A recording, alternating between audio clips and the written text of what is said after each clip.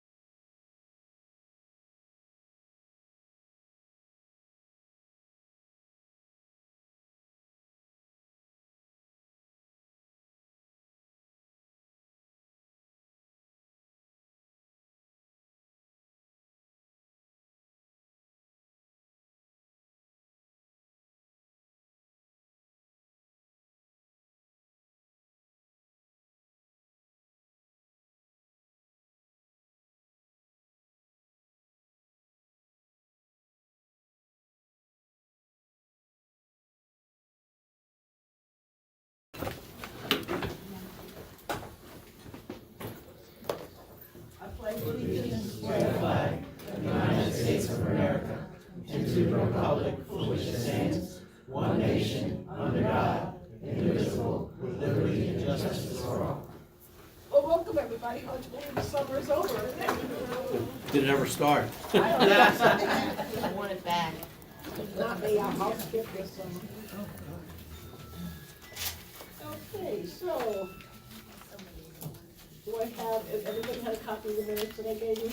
Yes, Do I have a motion to approve the minutes? So moved. Second. Okay. Let's introduce ourselves. Adam? I'm Adam. I'm James Lyons from Joppa Magnolia Volunteers, and I really represent the Gloria Moon section of Harford County. I'm James Robinson, co-chair, Edgewood. Joppa? I'm Paula Mullis, I'm the chair. Melissa Director, Edgewood. And I'm a board secretary. You forgot that. It's an important job. Gloria will tell you that, right? Oh, yeah. Yeah. All right, Captain, who you on? Yes. Hello, everybody. Everybody had a great summer. Welcome back. I'm gonna go over the crime report. Now this compares August 9th, 2024 through September 5th, 2024 to the same dates in 2025. So it's a comparison of calls for service and crashes and crime data. So the top 3 calls for service in 24 were suspicious incidents, check on subjects, and alarms. And for 25, 1 and 2 were the same, with 911 hangups being the only different. That was number 3. Total calls for service were a 2% decrease from 24 to 25, and the crashes were a 26% decrease from 24 to 25. Part 1 crimes are serious felony crimes. No homicides either year. No, we had 5 rapes last year, 0 this year. 2 robberies last year, 0 this year. The assaults increased. There were 5 compared to 10. Now, there are domestic assaults. I actually looked at all 10 of them. Burglaries, 1 and 1, no change there. Thefts were down from 35 last year to 30 this year. Then overdoses, no fatals, and then 4 non-fatals last year and 2 this year. Auto thefts, there were 13 last year and 6 this year for this community area. But I will say, there's only 6 for that time frame. We've had way more than that in the Abingdon surrounding areas. I mean, a lot. Hyundais, if you have a Hyundai and you don't have a wheel lock, when you leave here, you should go buy one immediately. We are taking a lot of reports for stolen Hyundais. It's still the same thing. And the affected years are like, most of the ones we're seeing are like 2012s, 2013s, 2014s, Sonatas, Elantras, Tucsons. They're just getting stolen left and right, all over the place. Typically what we'll see is, we've had a few local juveniles, they're all juveniles for the most part, committing these crimes. And they're doing it for no other reason, just to joyride. They're not selling anything, they're not taking anything out of the vehicles and pawning it. It's literally just to jump into a car and they drive around the county, state. And yeah, it's a huge, well, we had a couple local crews doing it. We've made some arrests there, but we have occasionally, we just had it this past weekend, where we've had multiple Hyundais dumped up here from the city stolen, and then they in turn steal one and then take off, you know. It's been happening a lot, so please be aware of that. The other thing I wanted to pass on is the school bus violations. We only had a week of school and plus a day here, but the first day of school there were 42 confirmed bus violations. Now last year, the first day of school, there were 25, so it's a big increase there. I have the top 5 locations here for the first week of school. Okay.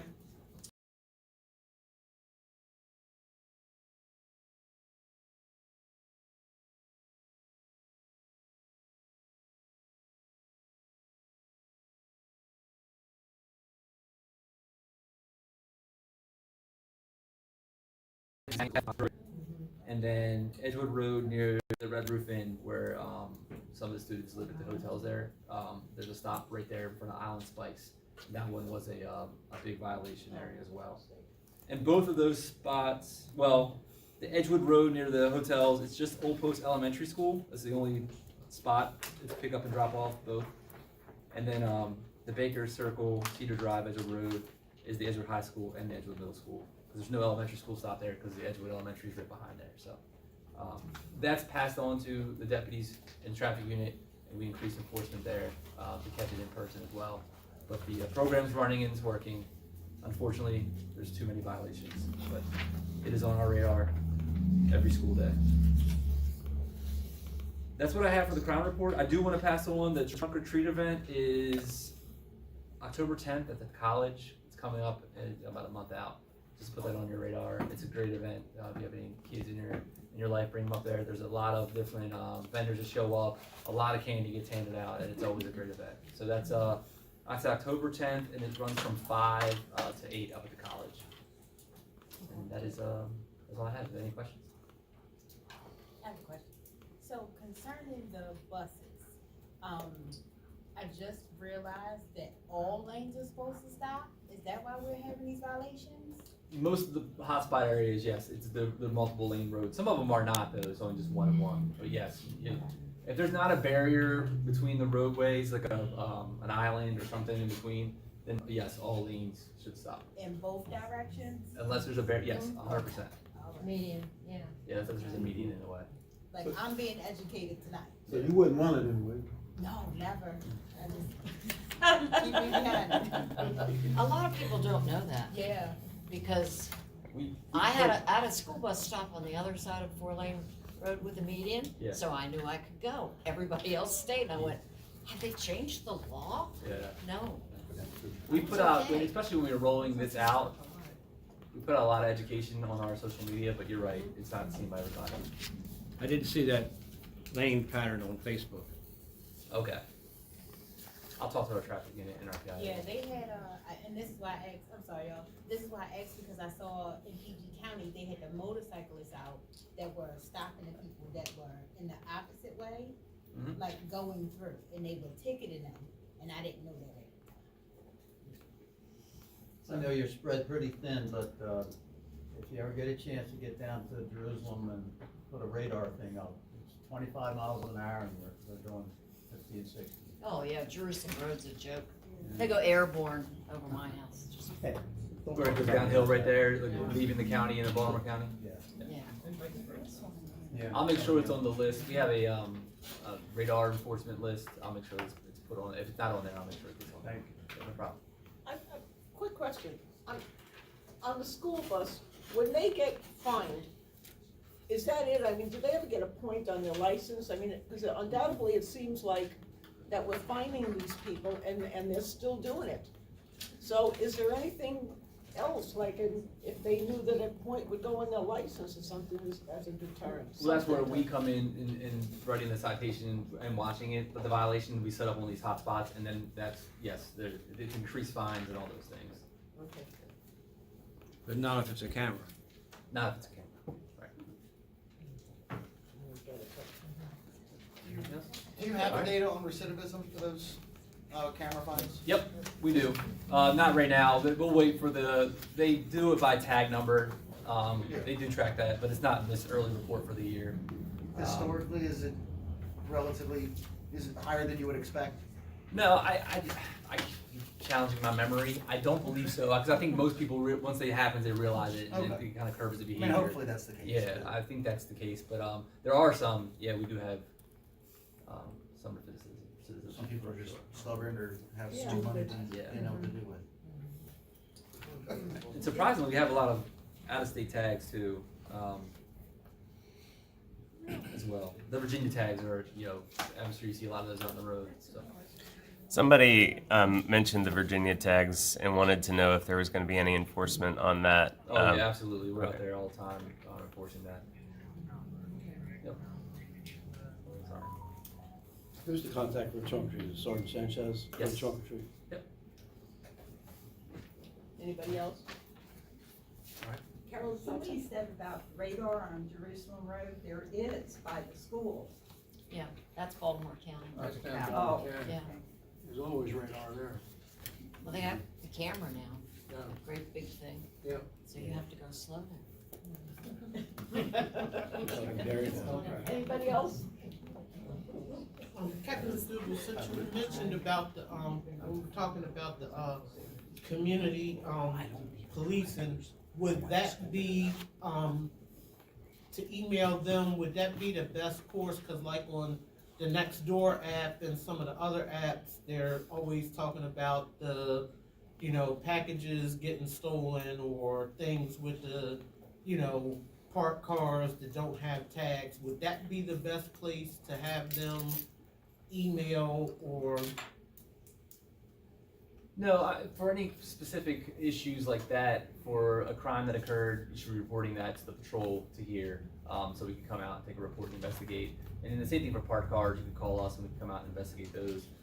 Community policing is not going to respond in that way, so just reach out to the precinct for those kind of problems. Yeah, because it seems to be a lot of frustration, or they're always mentioning in certain communities, certain things that keep happening and stuff. And I figure instead of them always calling in, would it be better for them to, perhaps email and try and set up something to, have patrols kind of without,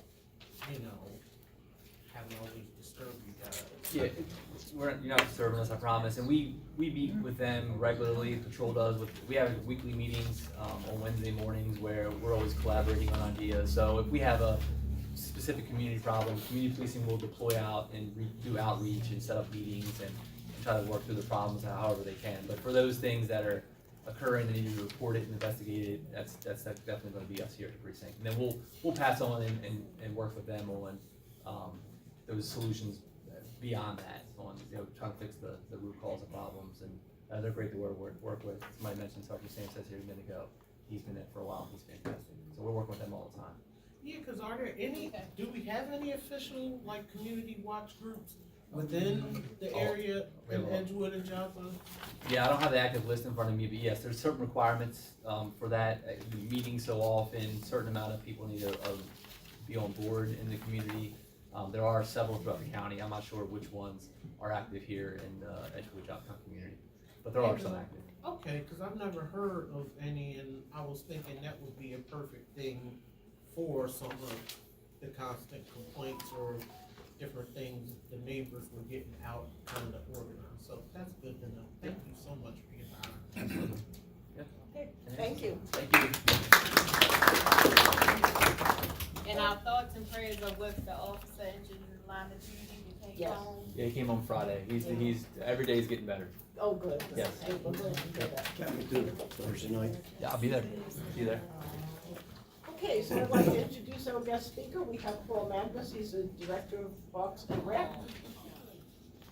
Come on out.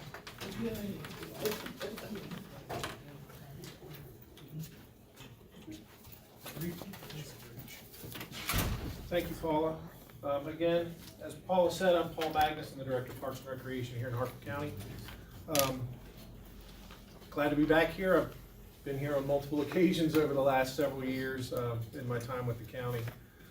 Wanted to give you all just some quick updates on a handful of projects here in the Edgewood Joppatowne area, and then basically just kind of open it up for any discussion or questions you may have. First is Edgewood Lake Serene Trail and Footbridges. We are in the process of getting the permits we need to replace those footbridges, and also in the process of getting the permits we need for basically redoing the trail in terms of just overlaying it. And that project actually is going to be going out to bid later this year, and we work in partnership actually with Community Services and Rob Wagner in terms of the part of the funding for both of those projects. Foster Branch dredging. We are actually getting ready to put out to bid the dredging project for Foster Branch itself. That will occur this winter. We also had a bathymetric survey completed recently of Gunpowder River and Taylor's Creek. And actually we are going to start engineering on that this fall and winter for the engineering and permitting. We're going to be putting in both of those projects. Foster Branch is a 50-50 match of waterway improvement funds and then local funds, county funds. Gunpowder and Taylor's Creek is a 100% state-funded, waterway improvement funded project. We're going to be putting in a grant application for those funds in the next couple of weeks, actually, for FY27. So assuming that gets approved, we hopefully will be dredging Gunpowder and Taylor's Creek in the winter of 2027, or excuse me, 2026, 2027. Joppatowne Community Complex. This was the property you may remember the last few times I've been here. We talked about the Salvo property, which we are now calling Foster Branch Park, and that is the future home of again, the Joppatowne Community Complex. This complex is going to include the activity center as well as 3 full-size multi-purpose fields and then a smaller field as well as requisite parking, stormwater management. There's a large portion of the property, for those of you who were here before, when we talked about when we purchased it, we worked in conjunction with stateside program open space funding as well as local side program open space funding and county funds. So there's a large portion of the property that is under a stateside program open space easement, which will be left relatively undisturbed. There's about 45 acres that is a local side program open space. That's the portion where we will be developing, again, this community complex. And part of the plan is also in the future to connect that area through natural trails that go through. This property is actually contiguous with Robert Copenhaver Park.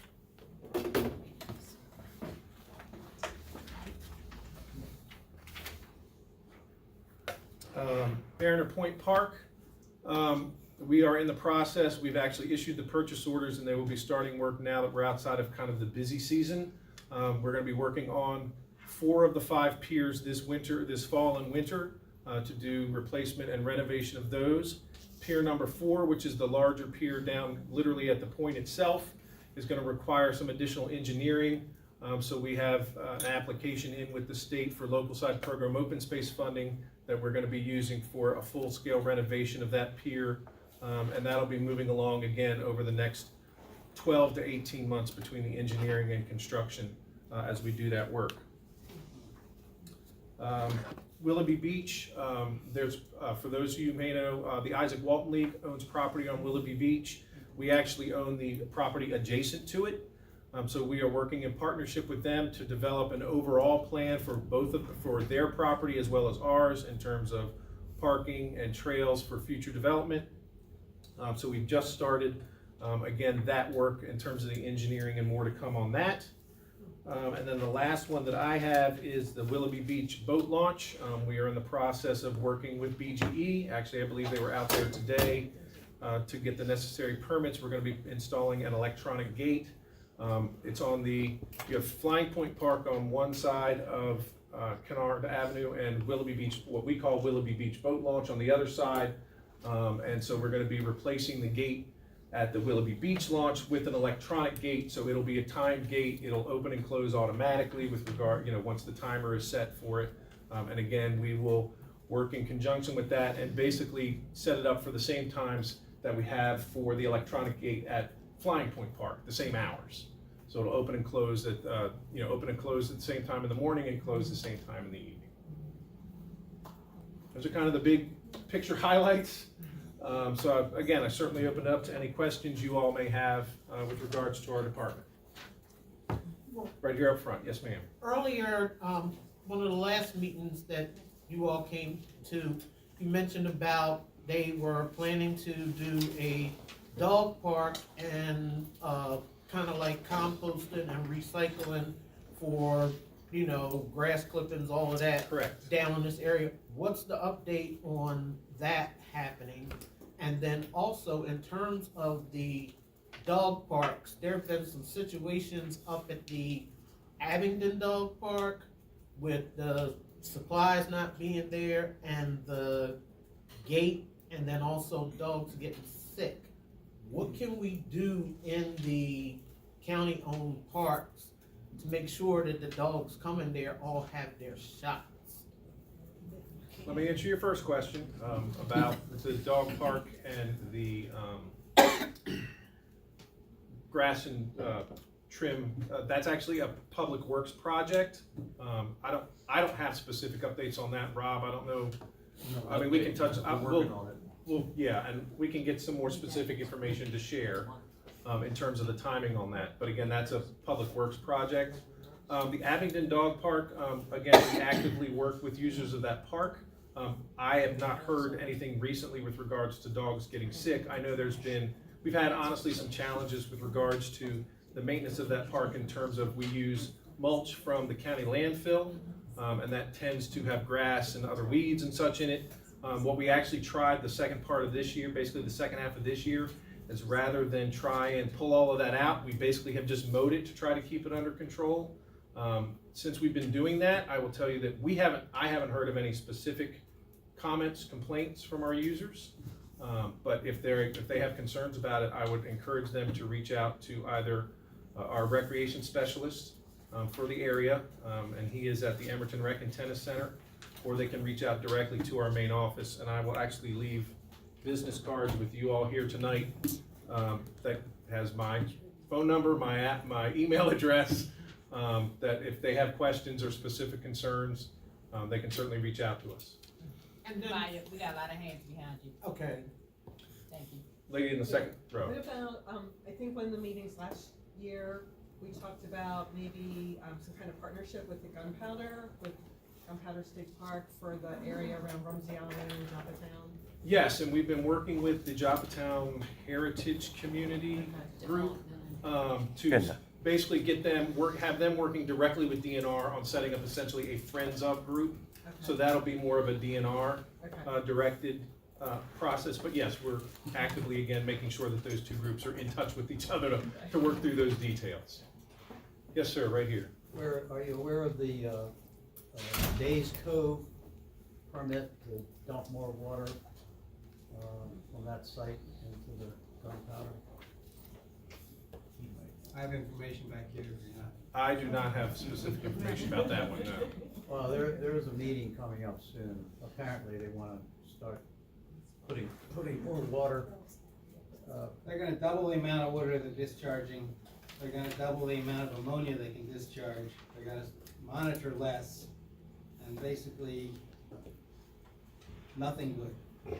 So the meeting's gonna be on the 16th at the Perry Hall Library, and starting at 5, there'll be people outside. But basically, they're not, for some reason, they decided to relax the Clean Water Act standards all by themselves. even though it's Baltimore County, it affects you guys. Oh, yeah. Affects our water for sure. Yeah. Yes, sir, right up front here. I don't know when the last time it was mowed, but I know this weekend the grass was taller than my dog. And I've got a large lamb. I have a tooth, a large, so I don't know when the last time it was mowed. We complained about it too, we didn't know who to call. But it's very, very high, the grasses in the Abingdon Dog Park, And both who- sides. And who did you say is the contact person? What's the name of that person? His name is Bryce Jacobson. And do you have his contact number? Yep, 410-638-3988. We have another question right over here, this gentleman. Yeah. On the Joppatowne complex, do you have any kind of hopeful anticipated timeline for when all that construction will be done as far as the fields, the community center?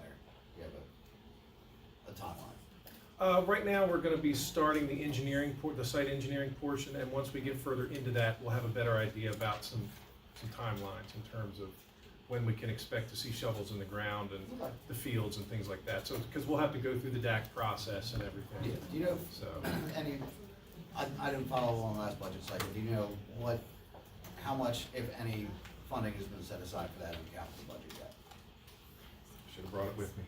I will get that for you, because there was funding that was put in.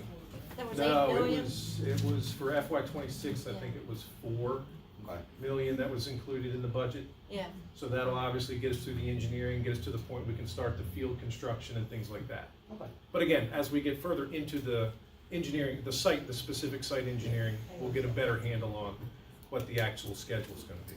Bill? Yeah, hi, couple of, you don't know when the, Mariner Point Pier will be fixed, is that the first thing you said? We're in the process, right, of getting the engineering for that, so we anticipate, again, over the next probably 12 to 18 months or so, doing the engineering and doing that work to, specifically for pier number 4. Okay. The other 4 piers will be addressed this fall and winter. How about the sediment runoff thing in Mariner Point Park?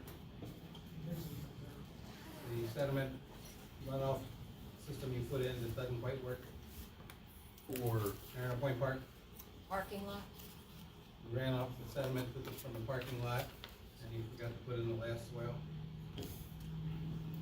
I'm gonna need to get back with you on that one. I think that's one where we actually didn't do work where you were talking about. It might be where it used to be what I'll call an unofficial canoe and kayak launch. That's where it's eroding. Right. But the sediment control plan you put in is why it's eroding. Right, and that was again a DPW project, so that's why I need to get back with them on that. Okay, and one other thing, Copenhagen Trail is now eroded into the river. Yes, unfortunately, yes, that's one that when we get the heavy rains, but we're aware of it and we're gonna try to work on getting that reestablished. Thank Dion? Yes, sir. You know, my piece coming up, we're talking about the community center, the gentleman over here just brought it up. We don't know how it got to where it is now, I know where it was and where it was supposed to be, and I sent a memo to the county executive a little while back, and I copied in Terry Hanley, Ron Wagner right here, John Barrows, president of Rumsey Resident Association, Ron Parker, the attorney in our county, Paul Magness, our chair here, our co-chair, Jansen Robinson, Danny John, and also Sharon Paulson, the head of the school situation. And the letter, or the memo, and I talked to Terry Hanley today, and he said he was meeting with Castley this afternoon, and he would bring up the fact about this memo, because we don't know what happened with this whole situation when it was supposed to be built in front of the high school, in the center of town, where everybody can get to it, literally walking to it. Most of the students right out of the high school walk right down there. Now it's going to be a half mile off the road. And the memo that I sent, and also, and I went to the county executive promised us at a meeting here when he was here, and promised us that he would, since there was a controversy over the two places, that he would ballot. He would send a ballot to the community. I haven't seen a ballot. Anybody else seen a ballot? I didn't know we were getting one. We're supposed to get one. He never said that. Don't tell me that. He never said that, County Dion. executive said that to We me. have a live stream. Go back and find I it. don't care what county executive told me he was going to have a ballot for the community. Okay, well, I'm not privy to your private conversations, but when he was here, he never said that. That doesn't matter. Okay. He said he would ballot the community, okay? And this memo that went out, I won't read the whole thing, but it clearly has the support of Rumsey Island Resident Association met and voted on this, and they were unanimously in favor of it. They represent 650 homes on the Joppatowne in the Rumsey Island area, which houses over thousands of people. Parkers Point Homeowners Association 100% approved it. We had a vote right here. Don't say we didn't. We didn't. We did not. You were not here. We did not, We Dion. did take a vote. We did not. We did take a vote. Everybody voted but one person, and Ralph Comine's not here, and he voted against it because he didn't want to spend the money. We can't vote. We don't We have did the vote. power to I don't care vote. whether we can or we didn't. We took a straw vote here, and it was almost unanimous in favor of it being there. In Now this everybody- meeting, Dion, when Paul was here the last time, we came, there was almost unanimous consent of people who said that they wanted it at the Foster Branch Park area, to the point that I had to stop the conversation and say, Paul, I feel like you've gotten the community's wants and desires, and he took it back to the county executive. That meeting is recorded. If you want to go back and watch it, you will see that I think you were the only one who wanted it at the school. I don't care where it is. I don't have a dog in the fight. I don't have kids. I think it should be where the parents want it. But the community came out in force that night. In front of the school where all their children and students can go to the community center. on a Dion, you're the regular only basis. person that I've met in this entire community You're the that only has said person I that. met that voted on the other part. So we're even. I don't care where it is, but the Let me people who were here that night. Let me just make one point. This is not a Joppatowne Community Center. This is a Joppa Community Center. There are more schools than Joppatowne High School involved. Well, nobody's saying We it's go not. all the way up to Jerusalem Road. The only reason we mentioned Joppatowne High School is because Sharon Paul, the superintendent of schools, gave us 7.5 acres to do it. There was engineering work that had already started on it. Terry Hanley told me that it was going to be at the front of the high school on the right-hand side on the 7.5 acres. That's the last that we met with the superintendent of schools, the president of, the principal of the high school. What's the name of the principal of the high school? What's that? What's the name of the principal of the high school? Hold on a let's do second. this. Wait. Let's get this thing. When I came here the last time, the conversation started as we were potentially proposing the community center at the high school. And those in attendance asked me if there were other locations that were being considered. To which I responded, yes. We have the property at Foster's Run, which you all know as the Salvo property. With all due respect, Mr. Guthrie, everyone from your community, from your all's community that was in this room that night looked and said, we prefer the Salvo property as the better option. They even, Danny John said, if there was no other option, yes, we would want it at the high school, but this is a better option. And that is why, under the direction of the county executive, our department is moving forward with the development of the Joppatowne Community Complex at Foster Branch Park. I will tell you that if Bob Castley, my boss, comes and tells me, you're not building it there, you're building it somewhere else, then we will do that. But to this point, the direction, the specific direction I have been given multiple times is that this project is moving forward at Foster Branch Park. All right, move on. I had a couple questions. Well, just to finish Other up, hands. I'll. Chair has, Just to said we're finish, moving on, Mr. Guthrie. just let me finish. Can I? I will go to, Bob Castley, this week, and I'll ask him about what happened with the ballot that he had promised to send a ballot to the community. And he said, just like the ballot we put out with Nothing to do with this meeting. Shore Drive, Okay. we'll send a ballot to the community. That's what he said. Nalanda? Yes.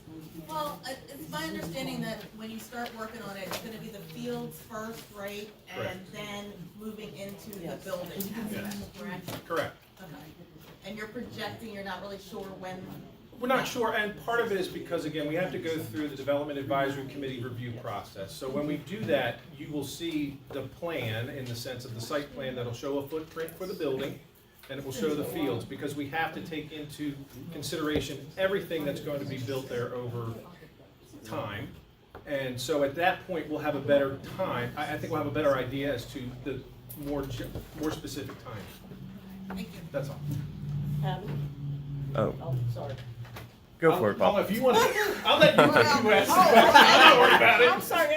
It's fine, whoever, Don't worry. it's fine. Somebody over there. Go ahead. Yes, sir. Yeah, will there be added pedestrian infrastructure to accommodate to the community center right there on Trimble Road? That's part of what comes through the Development Advisory Committee review process. Both DPW Highways, State Highway Administration are all participants in that process, and they tell us, just like they would tell any other person, any other developer, basically, who wants to develop their property, you have to do these things as part of your project development. So and that's part of the reason you do that process, so that they review it and say, okay, you need to do X, Y, or Z over here, and in order for them to say, yes, we're good with this project moving forward. And just so that, you know, to add on to that, Gloria just said she gets all the DAC notices, so when she gets them, she will forward them out, so you'll know when You'll all all the, know. so you'll know when the DAC meetings are. And they're at 9 o'clock on Wednesday mornings. Good job. Yes, ma'am, in the green shirt. The actual whole park area is how many acres again? 129. Okay, and then how much of that acreage was being like left to nature for like trails, etc.? There's about 44 acres that we can actively, where we're gonna be developing this complex. Okay, so The you're talking rest of the about property is 60 to 75 acres? 80, kind of- actually closer to 85. Oh, okay, and That will be essentially left in conservation, preservation. It does allow for, again, it does allow for less, what I'll call intrusive trails and things like that, but we can't do active fields, we can't do a skate park, we can't do a bike park, we can't do it, yeah, it's, Yeah, because during the they're, conversation, I right. started losing track of the acreage. But yeah, okay, that's what I was wondering, was how much of that acreage was going to be left as was, so that people could still enjoy it, but not be cutting down all the trees. Right, no, and again, our goal at that point would be to connect basically the existing field and playground and everything at Copenhagen to the new complex.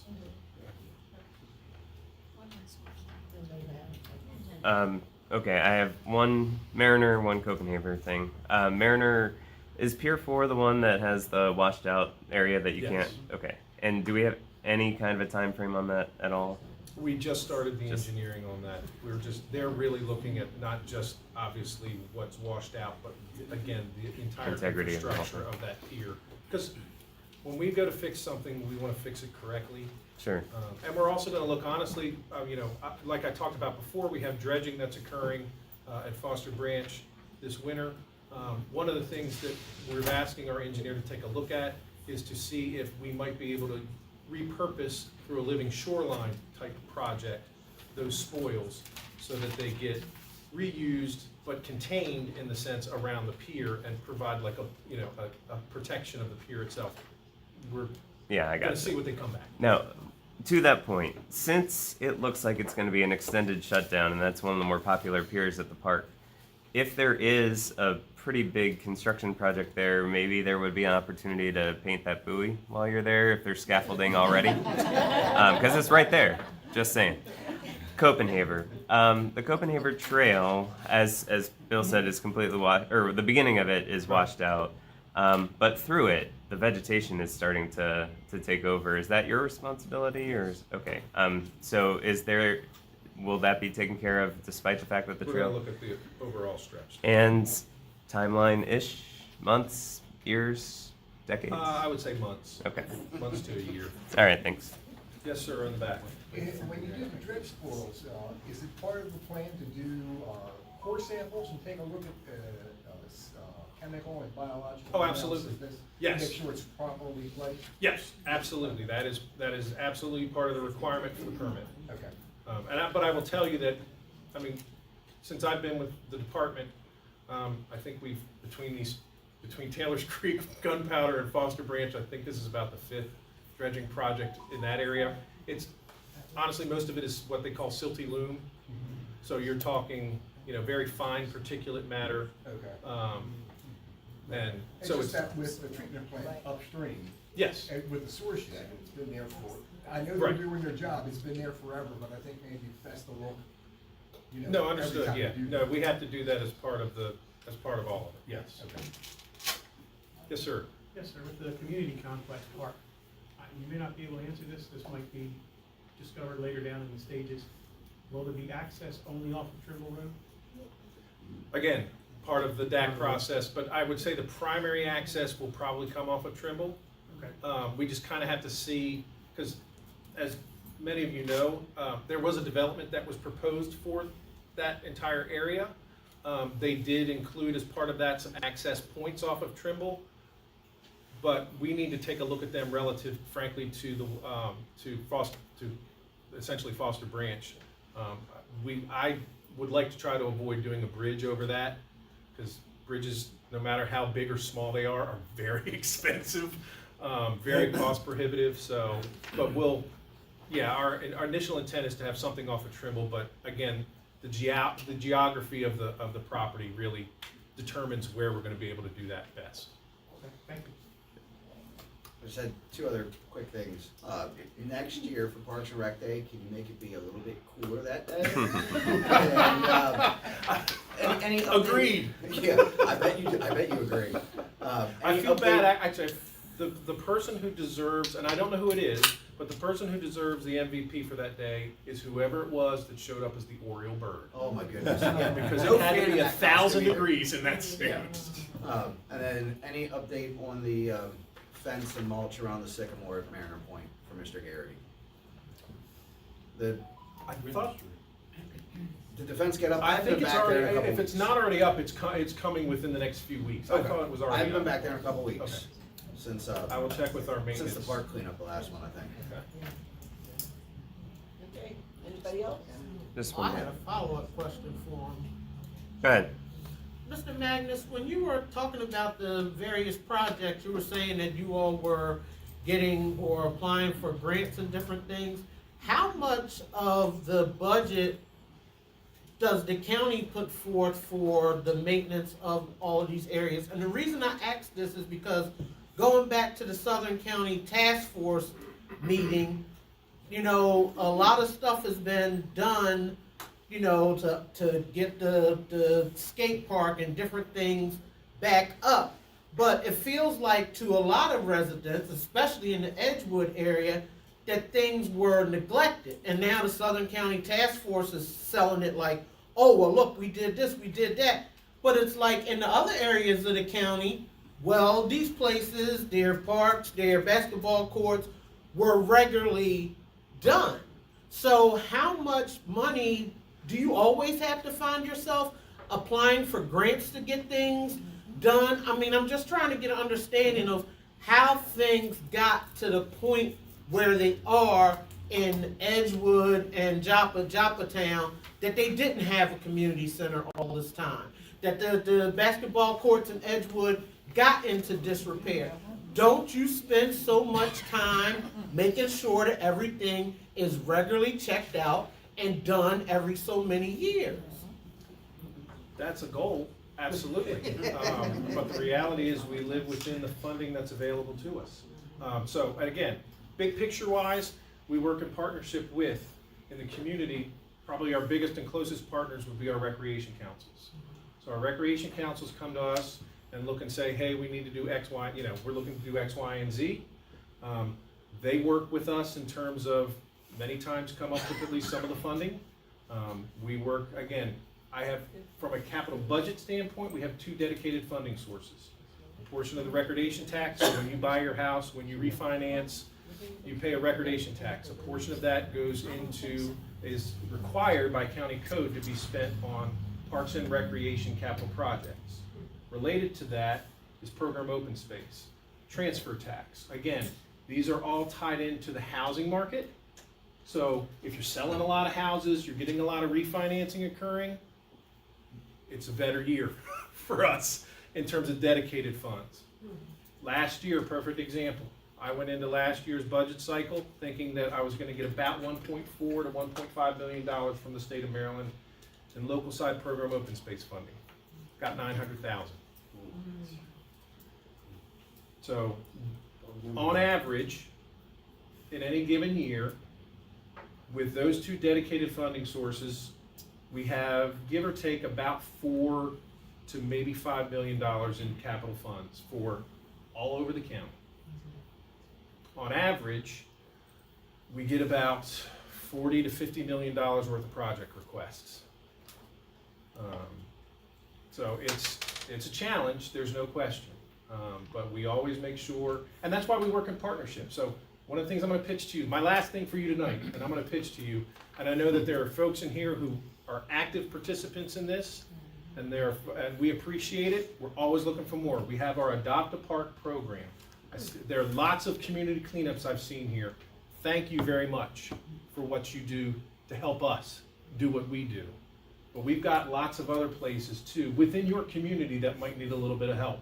And if you're interested and willing, we have our Adopt a Park program. We can provide you the supplies.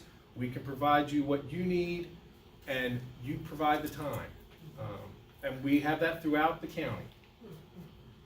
Just real quick, were they able to put the electric at the pavilion to Mariners Point or no? No, it's extremely cost prohibitive because of where the electricity currently comes from. We're supposed to be getting some generators. They're there? It's about $60,000 to $75,000 to do the electric, and a generator costs about $500. Okay. I have just 2 more quick hits. Mariner Point Park, there is, Bill and I sent an email to Matt Ryan, but there's a patch near the front, close to the building, around the first trail there on the left. There's a part that like washes out frequently that we've been trying to get drained. It muddies up when it rains, and then when snow comes, it melts over and freezes. And just, if you want to keep your insurance premiums down, you might want to look at that one. And then the other thing was Copenhagen, when the new property comes in at Foster Branch Park with the trails, is there, I know that nothing is really planned out, but I know that there was an ecology issue when Harford Land Trust bought that. Is there going to be a chance that the trails can connect from Copenhagen, at least the walking part? Because I don't think you would need to build a bridge if you can get into the upper, like the northwest corner. Our intention is to ultimately connect the community complex to Copenhagen Park through a trail, through some type of trail system. Probably a combination of natural and stone dust trails. Okay. I'll shoot you an email about the other thing. Okay. You touched on it, and what didn't complete the, anyway, the old golf course you're going to turn into recycling, I think, what's its time frame on that? That's a public works question, so I will get that information and get it back to Paula so that she can share it with you all, because that's not a project that we at Parks and Recreation. Okay. But I know that I know that they are actively working on it. I just don't know what the specific time frame is. I'll see if we can get Department of Public Works the next month to answer some of the questions that we've got tonight. Good follow-up. Excellent. Really? All right, well, thank you all very much. Thank you, Paul. Thank you, Paul. Hope the interest rates drop, so they sell houses. Okay, Cynthia, you're up. Okay. Oh, yeah. Good evening, everyone. We had our first council meeting last week, and I've passed out the results and the highlights of what was discussed. There will be another council meeting tomorrow, and then the following council meeting will be on the 16th. Thank you. So if anybody has anything for me to bring back to President Vincenti? Okay. Thank you, Cynthia. Samantha's celebrating her honeymoon. Not quite yet, she leaves Monday. Okay, so now this She will leaves solve. Wednesday. the next person that is up is kind of like going to be bittersweet tonight. Lenora, it's up to you. Yeah. Good evening to everyone. Tonight is my swan song, and I will continue to stay in touch with everyone. Yes, We you have will. Mr. Robert Wagner that will be handling, or either Mr. Rob McCoy that will be handling the information from the county executive. I've been serving for a long time and even in a volunteer status, but I would like to say this, is that you need to continue this dialogue. This communication between the county executive and what's going on in your immediate community. If you do not continue this, then there will be a disconnect and your progress will start to decrease. So keep this going. We're going to face some other challenges within not only your area, but across the state. So you need to keep doing what you're doing. But I've enjoyed my connection as being a community advisory board member. You have enough people from the county that will continue to take your information, share your issues, and be certain that you follow up on what's taking place. So enjoy this opportunity, September 2025, and continue to move forward. Thank you. I have to say How long is this hiatus? Beg your pardon? How long's your hiatus gonna be this time? Yeah. I think you'll be back. Well, I can't guarantee you that, but you do have representatives there. Mr. Wagner, would you raise your hand? He's the person that you can shoot your arrows to and all your questions. Thank you, Paula, and the entire board. I just want to let you know that you have been absolutely awesome. She's been a godsend to me.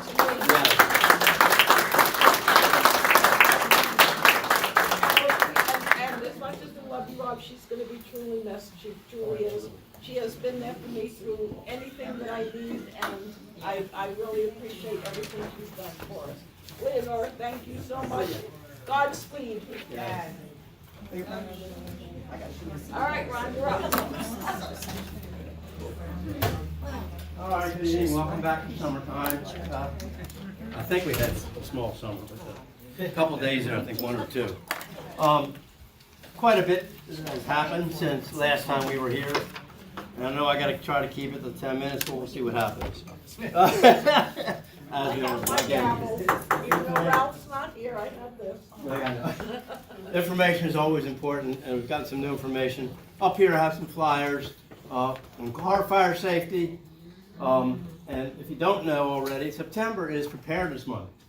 Believe it or not, the worst month for hurricanes is September 1st through the 15th. And we can get the tail ends of them up here. Sometimes we get a little bit more than the tail end. We've been lucky so far this year. Okay? Be prepared. There's one out there now they're talking about.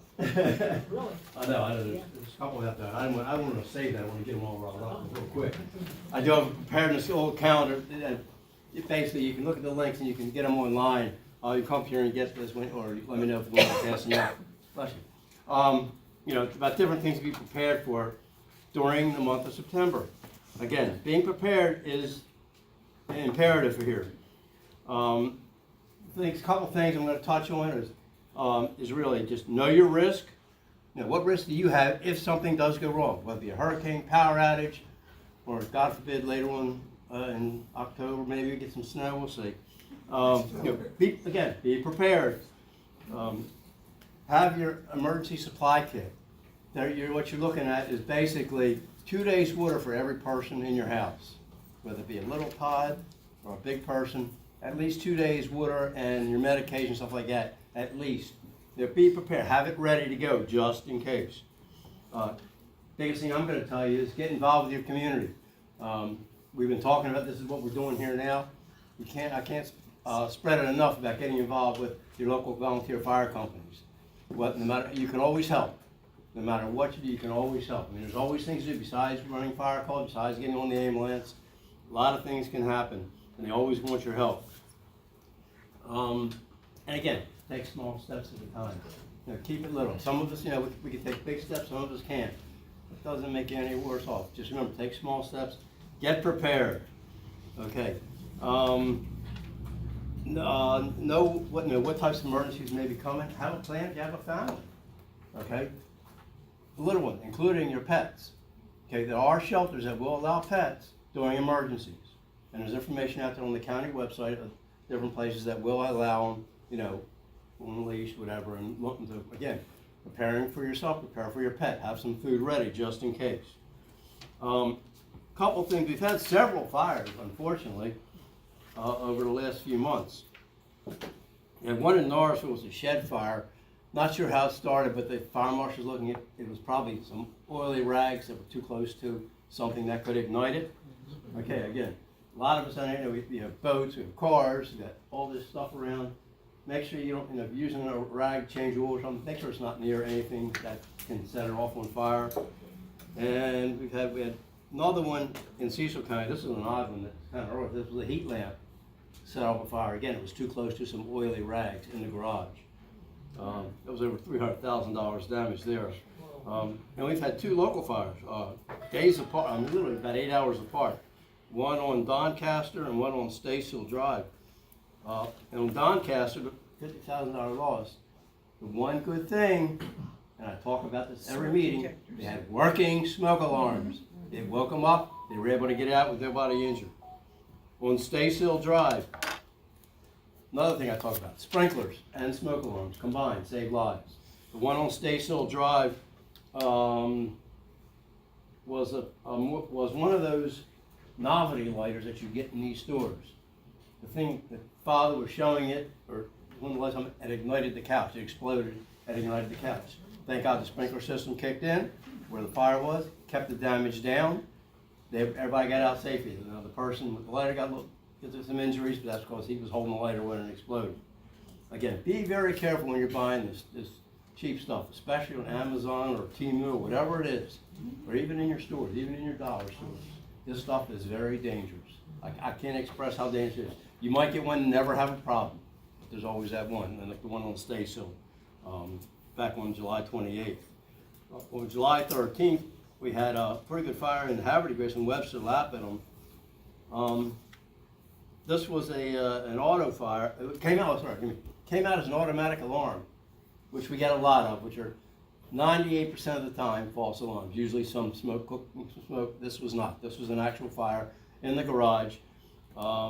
And near the kitchen, the fire marshal thinks it was lithium-ion battery in one of the kitchen appliances overheated and caused the fire. It was on the same wall as the garage and the fire, so it was kind of hard to investigate. Again, lithium-ion batteries. The talk about this month is your the fire prevention month is coming up in October 6th to the 12th. Guess what the theme is? Lithium-ion batteries. Be safe in your home. Again, battery stores and things like that. There's just now a new book out that I just purchased. Very nice book about this thing from Amazon about society and batteries right now. Really, because we're relying more and more on batteries, both lithium-ion and regular batteries. So you want to be wary of that. A couple other things that I had up here was 9-volt battery safety. Okay. These things can be dangerous if you just throw them in a drawer if they're not in their protective packaging. If the poles twist and they get close enough to each other, opening and closing the drawer, they can spark and cause a fire. Yep, they can. And I tell you, we wouldn't be talking about it if it didn't happen. Okay, another one here, which some of you may want to take back, is babysitting safety. Okay, a lot of us are doing a lot of things. We have babysitters come in. This is some information about babysitter safety that you can pass on to your babysitter. Again, making sure you have the proper information given to them if you're going out somewhere. Contact phone numbers, make sure that they can reach you in case of emergency. Make sure they know an emergency number, which we all know around here it's 911. but make sure they know the address, where they are, things like that, so they can direct the, get the correct information to the dispatcher. The other one is fire safety at your home and away from home. Again, this is something new for this year. It's been updated a little bit, the things to look out for. And again, car fire safety. As we've had several of them over the last few months. We've had one, it was Falston. It was an SUV, but it was an electric car, and it wasn't a Tesla. But it caught fire and had a very hard time putting it out. It took 6 fire engines of water. Now the new fire engines are all holding 1,000 gallons or more of water. 6 fire engines to get the fire out. On a regular gas or diesel car, you're talking maybe 1 engine can put the fire out and they can take it away. But as I talked about several months ago, these electric cars have to be stored separately in the storage yard and a lot of the tow companies are reluctant to pick them up now because they gotta be 50 yards clear all the way around that particular vehicle once they put it in there. And I forgot the timeline, but because it can reignite and cause other fires. A couple things of note. Joppa Magnolia, we're coming up on open house month, this month and next month. Joppa Magnolia, September 28th. I'm told before, right over here at the main fire station. They'll have some fire demonstrations. You also get to see our brand new engine 813, which we just took delivery of about a week ago. It should be ready by the 28th to come out there and show it. And look what your donations and stuff help us. And we always need donations. This equipment is not cheap. There's plenty of demos and food. The other thing I talked about wearing another hat was the Bear Legacy Trail that we talked about the last time we were here. It is now open. It has got some wonderful trails. There's about 4 or 5 miles of trails that are open right now.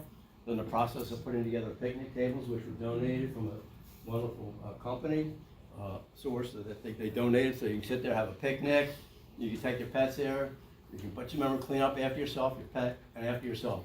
Whatever you take in, you're going to take out in a trash bag or something. They have no trash cans in the park. It's right across from Emerton Elementary School on South Tollgate Road. I know personally the person that is running this, and it's very nice, and they put a lot of work in, a lot of volunteerism, not unlike 755 Alliance. A lot of volunteer companies and people came through with front end loaders to help clear the trails, get the mulch down so it's safe and things like that. So, and it's safe for all ages to walk. That's the good thing about it. And there's just things to do for the kids to do and for the pets to walk. My dog loves going there. I've shown him pictures on Facebook. So you find him, I just let him loose, and he just loves it. He won't go too far. If he gets out of my sight, he gets worried. As big as he is. But anyway, I just want to let you know that it is back open up in Abingdon up there, which is very good. Other than that, it's been a pretty busy couple of months. We're going to get back out on the road again. Again, with open houses coming up, a safety house, for those of you who have not seen it, will be at Joppa Magnolia on the 28th. You'll be able to go through the safety house and see what we talk about as far as fire safety in the kitchen, the bedroom, throughout the house, and then we'll have some things to hand out. And our own Jim Lyons over here will be also there helping out with his lovely wife and talking to people about whatever you need to talk about fire safety. Is there anything else? Yes.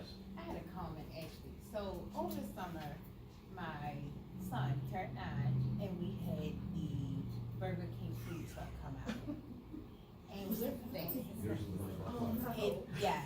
Now I tried all my might to get a hold of somebody at the fire station to get that taken off of social media.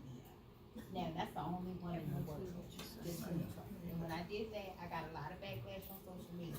But 2 things, nobody in my neighborhood posted. And that reached so many people. And I know we're laughing about it, but that was personal because that was invasion of privacy. And that young man that runs that food truck, he had a devastating time. I know that. I know what you're talking about. Let me just say this, and again, you're gonna probably have to go up there and talk to one of the chiefs. And I'm gonna tell you right now, I hope they listen. That's all I'm going to say. I'm not gonna say much more because I'll get in trouble if I do. No. But, no, I mean, for the rest of it, I can only say so much to protect me and protect the fire company. Of course.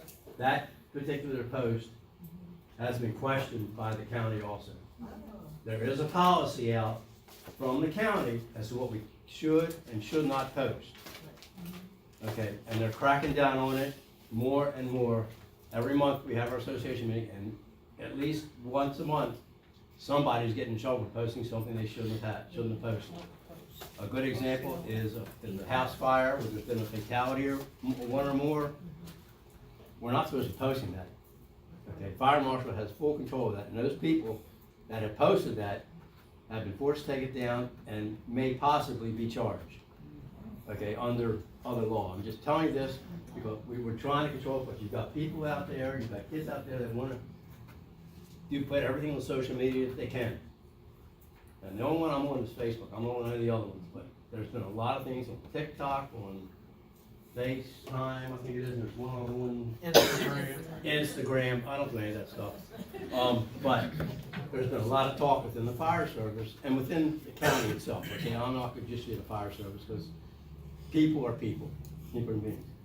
They're trying to cut it out. If it's still up there, I suggest go up and talk to someone. Go there. You're calling, you're not going to get anybody. Okay? Go up and ask to speak to one of the chiefs, leave me your information, and see if they get back to you. And I'll say, like, the damage has been done, but Exactly. for the most part, this is between us and social media at this point. But that gentleman fed 30 families, and he ended up doing it for free because of the fire. I understand that, and I know where you're coming from, and it can be funny at first, but when it's you and back to back, think about it. It's like, if I fall down, it's funny, okay? It's not funny to me, but you might think it's funny, okay? It's the same thing with something like this. At first, Burger King, the first truck out, now it catches fire. Well, it's fun. It's funny, but it's not funny. Okay? If you understand what I'm saying, you're adults here. You understand what I'm trying to say here. And there's things called privacy too. Thank you. And people require that. And it should not have been posted and left up there. I don't know how to take that because I'm not sure who posted it and where it came from. It probably came from the fire department. Of course. I think it's got Joppa's tag on there or something. And when you try to, and we're not gonna prolong this anymore, when you try to reach somebody, because on Facebook you have the option to message somebody, Don't do that. it goes into this automated. Yeah, and well, the other thing is too, everybody else starts getting it and starts playing with your particular, whatever you say. But you are correct. And I suggest just going up and talking because it's not right. I understand. And I sympathize with you. There is a policy out there and they're trying to crack on it, but it's going to take, and again, because we've had complaints like this, that's why we have a policy. And it's a legitimate complaint. I'm not going to downgrade it by any means. Okay, she has a legitimate complaint. It also shows that parts of the house and some people with issues. Are there any other questions for me? Question about car fires. What about it? They don't tell you what kind of car caught fire. I'd like to know. If it's an electric car fire, you will know that. It'll say it's an EV car. Okay. They will put it on there because, and I'll tell you what, and the other thing to do is. Car fires now then that aren't. There's a lot of them. Why? What are they doing? That's above my pay grade, Gloria. I see it, I know what you're saying. It's just like there's a lot of calls lately too. We've had a lot of calls within our calls for service. We've had a lot more calls for service for calls like the last 6 months or so. Okay, I sorry. don't know what, but yeah, but you're exactly right. But if it's an electric car, it'll say EV fire. Thank you. And you'll see quite a few pieces of equipment. Last question, because then we have to move on. Mr. Ron, you were talking about the, safety and everything. Do you all do education for like a lot of people with those storms back a couple weeks ago with the flash flooding and stuff had problems, and my girlfriend's son ended up watering the car and everything, and people didn't know what to do, and I was like, well, you all do all the other emergency preparedness stuff. I said to check with y'all. Most of that comes from the emergency preparedness people at DES. If you call DES, I can't remember the number up there right now, but there's a number up there you can call, and they will have somebody come out and talk to you specifically about that type of situation. The Department of Emergency Services. Yeah, I'm gonna put a plug in there for my Abington cab right now. Make it quick. I will be, but the Department of Emergency Services is gonna be at the Abington cab this Thursday night at Abington Fire Company, since you brought it up. I wasn't going there. This Thursday night from 6:30 talk about Ed, Department of Service coming in, we're gonna talk about, take questions from the Abington Fire Company on Abington Road, the same thing, but they're coming in and talking, and I'm sure Gloria could probably get them here too. Yeah, because it was an issue, some people had pictures online about how high the water got and stuff, and with those hurricanes, those storms expected to come. Jim, did you want to? Zero million times, turn around, don't drown. Jim's gonna Don't go pick it through up it. real quick on that, and then we need to move on. Yeah. I have a question for you. How do you get out at 8 o'clock? What? How do you get out at 8 o'clock is what I'd like to know. It's nowhere as active as this group. Either that or he doesn't let people talk past 10 minutes. Go ahead. No, we don't have that many. The cadet program, we're training EMT and firefighter first responders. There's 9 high school kids, 3 from Joppatowne in the program this year, plus 7 more people from that are members of the county association that are older. They're all taking it. So there's 16 people that are going to get trained and have firefighter 1, EMT, and hazmat when they're done come next May. And that's a good training. They have to belong to a volunteer fire company, or MIFRE will not train them. That's part of the MIFRE rules, Maryland Fire and Rescue Institute. 2, bingos every Wednesday night at Joppa Magnolia. I got to put that in. And don't forget the open house this last Sunday of this month from noon to 4 o'clock. The other thing I'm going to throw in lithium ion, as I've told you all before. In New York City particularly, with the high-rise apartments where people got scooters and bikes and they charge them overnight, they have 1 or 2 fires a night that starts. So if you got kids or grandkids or whatever and you're charging it, unplug it before you go to bed. Please, unplug it before you go to bed, and at the same time, make sure you got working smoke detectors. All right, I'm done. No longer? You're up.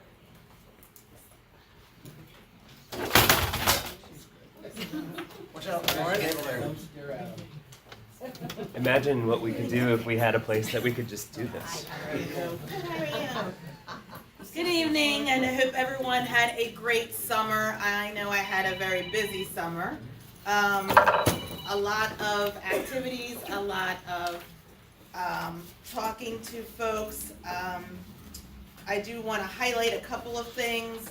I attended the Project Connect Community Services in July, where people received free dental, free eye exams, free conversations for legal advice, suits for interviews. It was an amazing time to see people know that they can get these resources and things like that. I also went on the agricultural tour. Allison, who's District B, does farming. I am a city girl. She learned that I do not do farming, but it was a great time to go on a tour and learn about all our farming initiatives and learn about, the fresh fruits and vegetables. But also what I've learned is how to get that more out and help those farmers get that out to our communities. I know, with the help of 755 Alliance, we've been having the farmers market, which is great. I'd love to see that happen like the Bel Air market, where it's consistently weekly. So I love that aspect of that, taking that tour. I got to be the keynote speaker for the last graduating class for the correctional officers, and that was a great experience. As well as I got to teach a whole bunch of youth, 50 children at Extreme Family Outreach on how not to be a bully, as I'm a therapist by trade. So that was a great experience. They were all weighted with bated breath, and they all had a good time from what I heard from April. And then I attended Carmen's Harford Square Field Day and got to hang out with the community and socialize with them. And then I did meet with the Humane Society. That was one of the biggest issues with during the budget cycle. Got a full tour, but also to see how they deal when they've had to take in dogs that have been abandoned or abused. They had 40-some dogs in the pit bull breed at the time and 20-some Persian cats.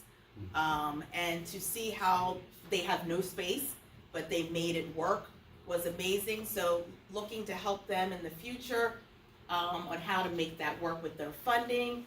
And since we went there, we went to see the cats, the TNR, and to meet with her about her organization.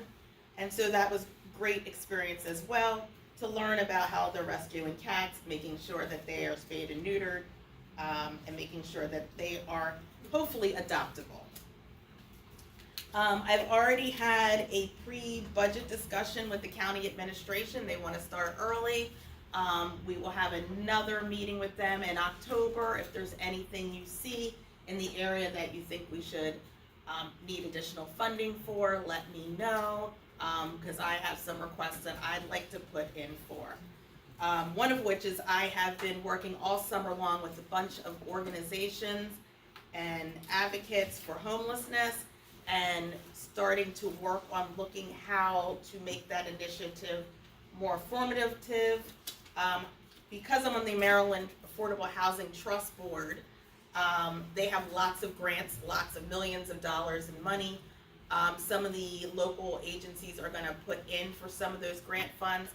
We probably missed fall deadline because we need a space, but hoping for spring to be able to do something to increase the initiative for the homelessness.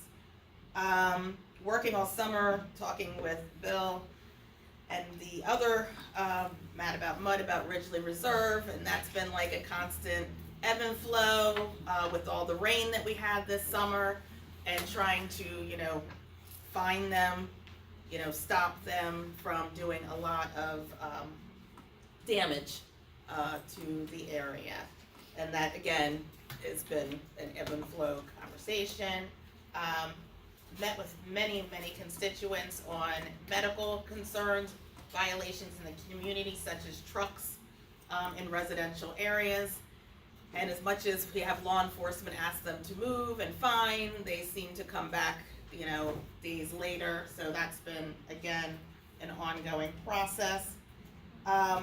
Just to give everyone a heads up, if you didn't know, the old Mars at the Woodbridge Center has been officially leased. There should be a trampoline park that will be coming. It should be opening in the fall. We are started fall. It's supposed to be kid friendly. That I'm just gonna keep an eye out. Last time I drove by, I didn't see anything structurally done yet. But they did sign a 5-year lease, so I do know that that is going to be coming to our community. And earlier today, I did receive a letter, and I don't know if anyone in the community had, but they are having a community input meeting for redevelopment of a small portion of property in the Edgewood Village Shopping Center. This is for the purpose of putting a 7 Brew coffee shop there. And that is going to be the drive-through lanes, so that's why they need to expand the property. The community meeting will be at Edgewood Library Meeting Room on Tuesday, September 30th from 6 p.m. to 8 p.m. And basically it's to have the community's input, describe what's going on, and to take in any concerns that the community may have regarding this. What did you say it was? It's called 7 Brew Coffee. I mean, where's the meeting? Where's the meeting? Edgewood Library. Okay. And the times again. And it is 6 p.m. to 8 p.m. on September 30th. I know that also Wingstop has been in negotiations and possibly coming in as well in the area, in the shopping centers. I'll know more about that later. And then, just making sure. Yep, and I know you've received the legislative document, so you can see that one bill was introduced for the Youth Commission and one for resolution of water and sewage plan. And both public hearings will be on October 7th at 7 p.m. Yes, Adam. Sounds awesome that lots of stuff is coming to Edgewood. Is there any news on anything coming to the Joppatowne Plaza Shopping Center? So I have not heard anything. I've been talking to Mr. Peters. I keep in close contact with Mr. Peters and Raj. And I try to get an update from them at least bi-weekly. Okay. But if you... I'm not surprised because, you know, Cordish, but I just was checking. So. Yeah, that's the last thing. I mean, I was excited that, to be honest, you know, Willoughby Beach has been repaved and everyone in the community is excited because it's been a long time coming, like years. And so this one out here is about to be a bear. So I'm glad to see things are finally starting to happen in the community. Okay. Thank you, Yolanda. Thank you. Yeah.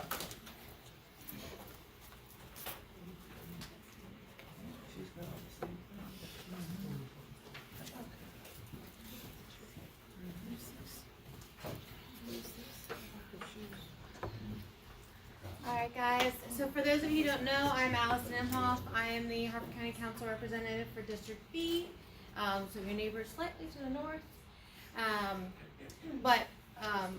A little bit of Joppa is also in District B, and because we are neighbors and because we do fluctuate back and forth, I wanted to make sure that I also attend these meetings as well. So you'll be seeing me at pretty much all of these moving forward. So like Nolanda said, a lot of us got to meet with the Humane Society. One of the biggest feedbacks that we got during the last budget cycle was, for those of you who don't know, the Humane Society has switched executive leadership a few times over the last couple of years. And with the new leadership, a lot of the volunteers, a lot of the staff, a lot of the community were asking for more transparency. So what we decided to do as a council is we've just been checking in a lot more. So we did have a dog fighting ring that got broken up earlier this summer. There was a Persian cat breeder. There was actually a big animal neglect case that was broken up in the last like 2 weeks. Yeah. The dog fighting ring, actually, I'm unfortunately happy to say, it did get taken over by the feds. So those dogs are no longer at the Humane Society. They have been taken by federal agents to a sanctuary in Tennessee. But with that being said, a lot of us council members have been more active in the Humane Society, just trying to ask for more transparency. They've had a lot of changeover. We just want to make sure that we as a community feel comfortable with the level of care that's being provided there. I also got to meet with Harford Airport, Harford Land Trust, 3P. I was able to attend the Mako Summer Conference, which was fascinating. We also have had several grand openings, including DIY Wellness, which is in Havre de Grace. So for those of you who don't know, DIY Wellness does like holistic kind of alternative therapies, including art therapy for kids.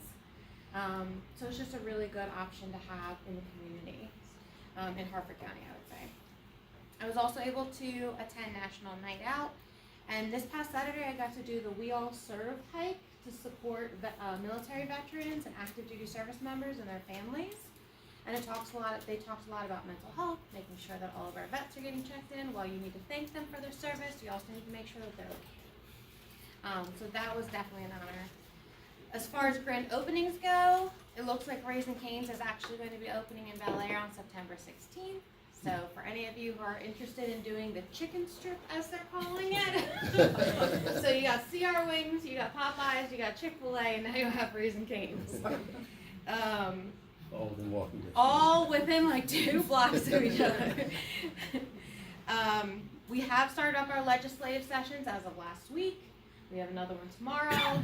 It sounds crazy. I feel like I was literally just here talking about last year's budget, but again, for more transparency, for more understanding of what the community actually wants, you know, we've had to be tightening a lot of our purse strings lately, and we really want to make sure that what money we are spending is actually going to what we need it to go to. It's obviously back to school time, so we talked a little bit about bus safety. There's going to be a ton of kids events coming up soon between September and October, a ton of trunk or treats. There's a couple of rec councils who are doing food truck nights. Just be aware, there's going to be small children everywhere. So just please be careful and just be patient with the buses as we are all trying to navigate the early mornings. And then this coming Sunday is Bel Air Festival of the Arts. It's just a really cool event. It's in Shamrock Park for anybody who hasn't gone. It's a free event, but they have hundreds of vendors. And it's just really cool to be able to see a bunch of like local artists and a lot of local people. Where is it at? It's in Shamrock Park. It's in Bel Air. It's near the Bel Air Library. It's like tucked back behind it. Yeah, tucked back behind the Bel Air Police Station. Park at MVA. Yeah, you can't miss it. So it'll be. No, they do. They run shuttle buses back. They do, yeah. Oh, yeah. And it'll also be the Bel Air Market the exact same day. So heads up, Bel Air downtown is going to be hopping this Sunday. But fingers crossed, it's actually supposed to be really nice outside. And it's just a really cool event, so I strongly recommend. McDougal talks a little bit about car thefts in Abingdon. I actually went out to Avanti Luxury Apartments because they were getting hit hard. It's a condensed space where a lot of people live. A lot of people have those Hondas. And it was a young group of kids who were just stealing cars left and right. They had about 5 different auto thefts in a matter of like a month and a half. It does sound like they did capture or catch at least one of the young people. My last information was they were not being very cooperative. So we're actually hoping that because they did do additional law enforcement in that area, that it is no longer a hot spot. We've also trained the community on things to look out for, who they can contact, and they are also working with the community policing unit to be able to assess if they need more cameras, if they need more lighting, things like that.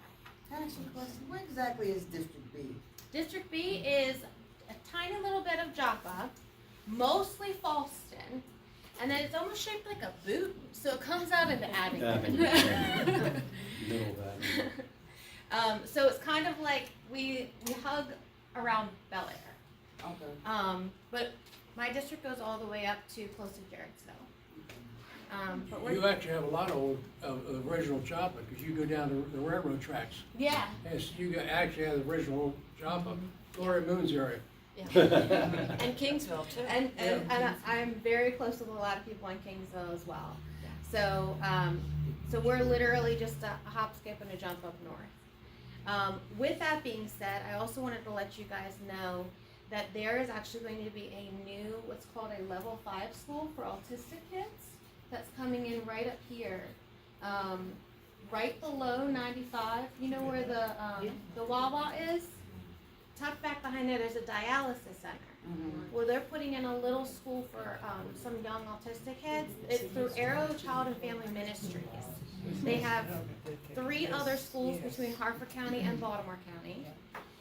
Nolanda and I just went to one of their playground dedications.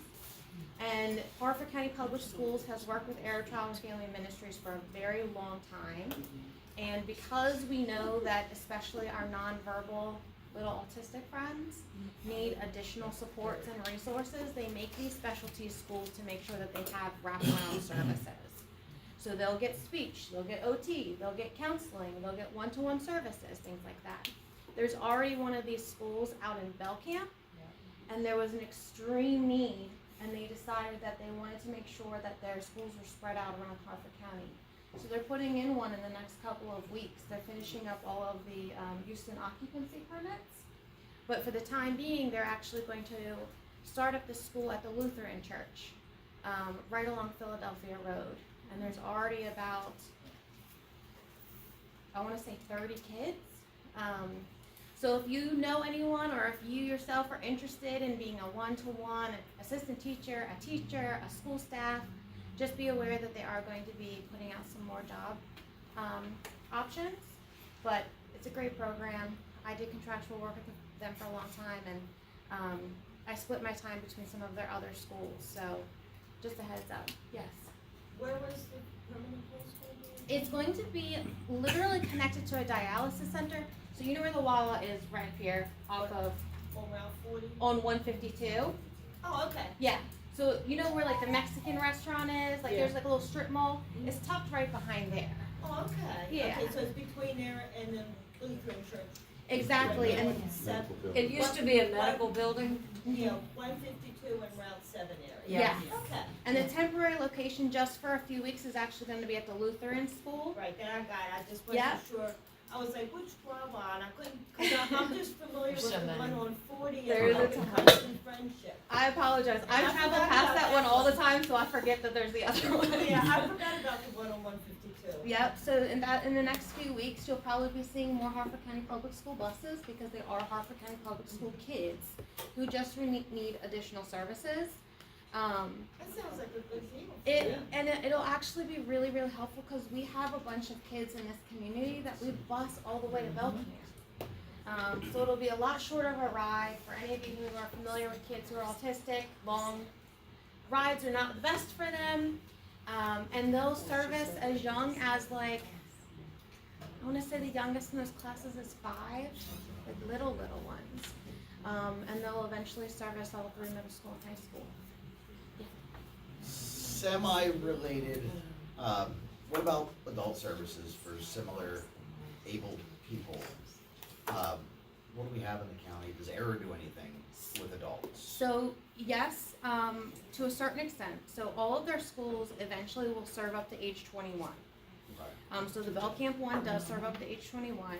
I'm on the standing committee for the ARC of Northern Chesapeake. And I actually would argue they don't do a good enough job advertising what their services are. So I'm really well connected to the differently abled community. My sister has severe special needs. She was a student between Harford County Public Schools and what's now the Harford Academy. And so I'm very familiar with the ARC of Northern Chesapeake. And then we also don't publicize the Harford Center, for those of you who are not familiar. It's a really great day program. They provide transportation, they provide wraparound services. Care coordination is also another great program through DDA. So obviously it's something I'm very passionate about, so if anybody has any questions, I'm happy to help. Yes. Just to that point, the ARC at Northern Chesapeake is starting. We're in the first month and a half of a new program that they're launching. It's at the Joppatowne Christian Church building. And they're bringing in some of their clients that are in group homes. They're like the different group homes in Joppatowne they're all convening in the Joppatowne Christian Church building. What they're going to be doing is they're going to be hosting classes and things like that as they teach their clients various life skills. And if anybody's interested in teaching any of those life skills or learning, they're really looking to mix their clients with the rest of the population. So if you're interested in doing that, I can give you the contact information for the people who are involved. They're still getting their feet wet and figuring out how to get in there. But the other day they were playing cornhole in our fellowship hall, and if you want to go play cornhole, they liked it a lot. So. And to that, on Brass Mill, that's where you went to Arrow. Uh-huh. If you go down the end of it, they have an adult daycare facility.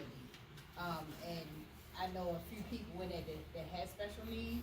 They even have on that same strip, the homeless shelter. It's a lot of resources to have down there. Okay. All right, any other questions? Thank you so much, No, Allison. thank you. Okay, everybody up.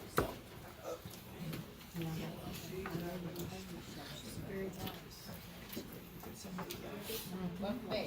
Thank you. Thank you. Been a while. Good evening, all. Delegate Johnson here. Excuse my my attire tonight. I'm normally in a suit and tie, but had to talk to some kids, some football kids, so it wouldn't have looked good with me going out there talking to some football kids in suit and tie. So pardon my attire tonight. But I just have a few things that I want to bring to your attention. Number one, first and foremost, is that in November, I will have a list of action items as far as what I'm going to propose down in Annapolis. So if there's anything from tonight until November that you all would like me to, put a bill into legislation, draft a bill, then let me know. I want to thank Maya for constantly giving me a call and talking to me about legislation, and I want to thank Adam also because we're having a meeting here pretty soon about homeless. So both of your agenda items, fit well with me. So I want to thank you both for that because housing here in Harford County is something desperately needed because we do have a homeless crisis here in the county here. So there are a few there are a few things that I just want to bring to your attention as far as things that I'm researching right now. One is broadband for not so much for us down here in the southern area, but more for our northern partners up north because there's a lack of internet connection for our kids. So I'm working on that. Energy, of course, everyone's energy bill has gone up. So last year, I put in a bill to make sure that the things that our energy companies are baking into our rates, that they no longer bake those things into our rates. So that saved us, a couple dollars. But this year, what I'm researching is that for these energy companies, Exelon, BG&E, things of that nature, that they're not held by a holding company. And what is a holding company? So a holding company is essentially a shareholding company. The folks that buy into a company and then make sure that it's profitable for shareholders. And I want to make sure that those holding companies are working for the benefit of us and not for their shareholders, right? Because I think that's why a lot of our bills are going up too, because they're not worried about the common folks out here. They're worried about their bottom line and what they're getting paid. So that's another bill. I'm also working on agritourism, consumer protection bills as far as your credit cards, your debit cards, and things of that nature. So Saturday, I went to Joppatowne High School. We did a prayer walk for the young man that got killed at Joppatowne High School. So I think, Jeff, you were there as well. So I just want to reiterate this, that please keep that family in prayer. They are still mourning the loss of their young son, so just keep that family in prayer. And finally, not finally, I got two more things. You forgot one. You forgot one. You said you were going to remind them with the energy stuff about the fact that right now the state is taking applications. They're replacing people's appliances free. Yes. Yes. I have the information because I sent it to you. But I thought that you were gonna say something at the end. So I was holding that for you.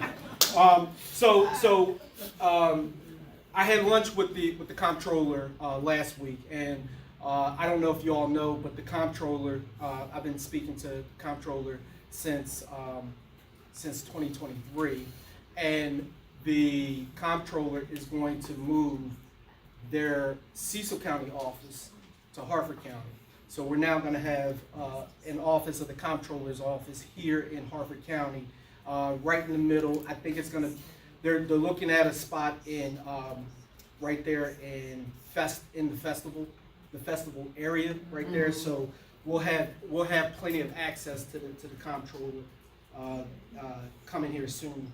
And finally, I just want to let you all know too that every year in January, I open up my delegate scholarships, right?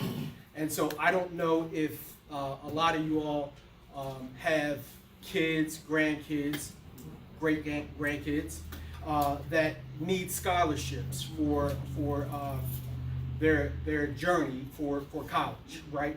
So this year, what I did was that 70 kids in the Joppatowne Joppatowne to Havre de Grace area, 70 kids received a scholarship anywhere between $1,000 and $3,000 from my office, right? So I just want to reiterate that I have money for the kids. No. So that's in January? You gotta apply in January? So it opens up in January, Okay. and it closes in May, because what happens is that from January to May, the kids are trying to figure out where they want to go to school.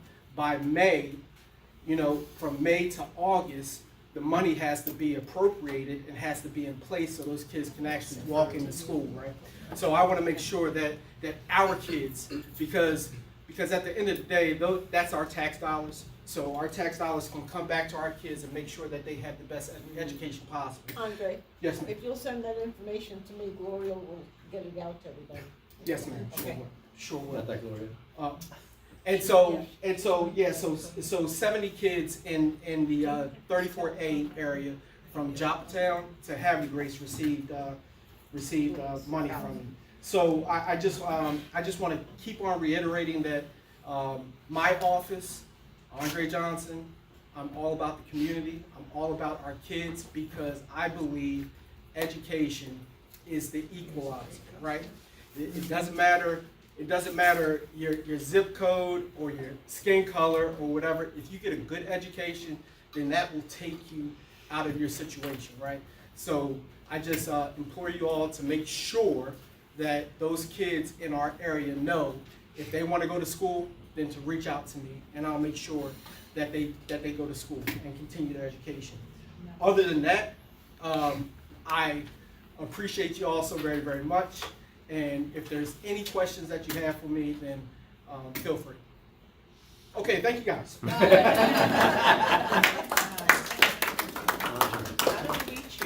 Is there anybody here from Laura? I do have a question. Of course. I had you ask though. No, go ahead. Okay, so my question was to the scholarships. Yes, ma'am. Through you. Are you partnering with the school system right now? Because it's a couple of them going out. So, Dr. Austin Hill Yes. with Harford Community College, they had the Radcliffe Foundation. Yes. But that one was geared more towards adults Yes. that want to revamp their lives and get a career. So, are you in the school system? Have you partnered with Will Powell at all? So yeah, me and Will, we talk. Right now, I have changed, and I apologize. I've changed chief of staffs right now. So my chief of staff used to be at Harford Community College. He was a recruiter at Harford Community College. His name is Dr. Hans Cooper. So education, of course, since he's a doctor of education, he will make sure that our kids are taken care of as far as the school system. Yes, we are partnering with the school system. Beautiful. Okay. As far as getting a hold of me, ma'am, my wife hates for me to do this, and Adam, can you please turn that off? Because I know that she's Actually, watching. at the top of the live stream has your district and your office information and your email. If people want to just hop on the live stream, I can read it for you if you want, instead of giving out your personal cell phone number. Because then I won't get in trouble when I go home. 410-841-3801 or 667-284-8620, andre.johnson@house.state.md.us. No, that's You're not going to get me in too trouble. fast, and I don't do it online thing. Yeah, that's not going to get me in trouble, ma'am, and everyone. Don't you do it. How I'll call your wife, tell her it's okay. Shauna, I tried. Reach out to me. My cell phone number is 443-473-46. Baby, I'm sorry. 43. 43. Tell her to call me, I'll make it. 443-473-4643. Okay? Call me, reach out to me anytime, and I'll answer the phone for you. All right? Other than that, anybody else have any other questions? I have a question. Yes, ma'am. Broadband in North County, I Yes, ma'am. thought COVID money took care of that. Not necessarily, because they still have to get easements and everything. So Well, that's that could be a lot of trouble. That's a lot of They trouble. may not get broadband up there then. yeah. Well, we're working on it, and I'm working with a number of companies that want it. So they're going to lobby hard for it. So what did they do with the COVID money? That was quite a bit. A chunk of change. Nobody knows, Lord. I don't know. That's just it. Same thing as the lottery money that's supposed to go to schools. But other than that, thank you all so very much, and have a good night. Thank you. Is anybody here from Lauren Aragon's office? Lauren Aragon is Donald Watson. Okay, in that case, Bob Wagner, you're up. Now, welcome, Mr. New County.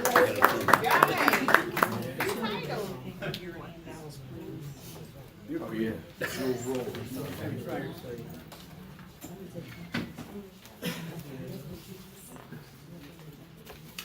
Folks, before I start, I'd like to introduce Max Service, who's sitting back there next to Mr. Guthrie.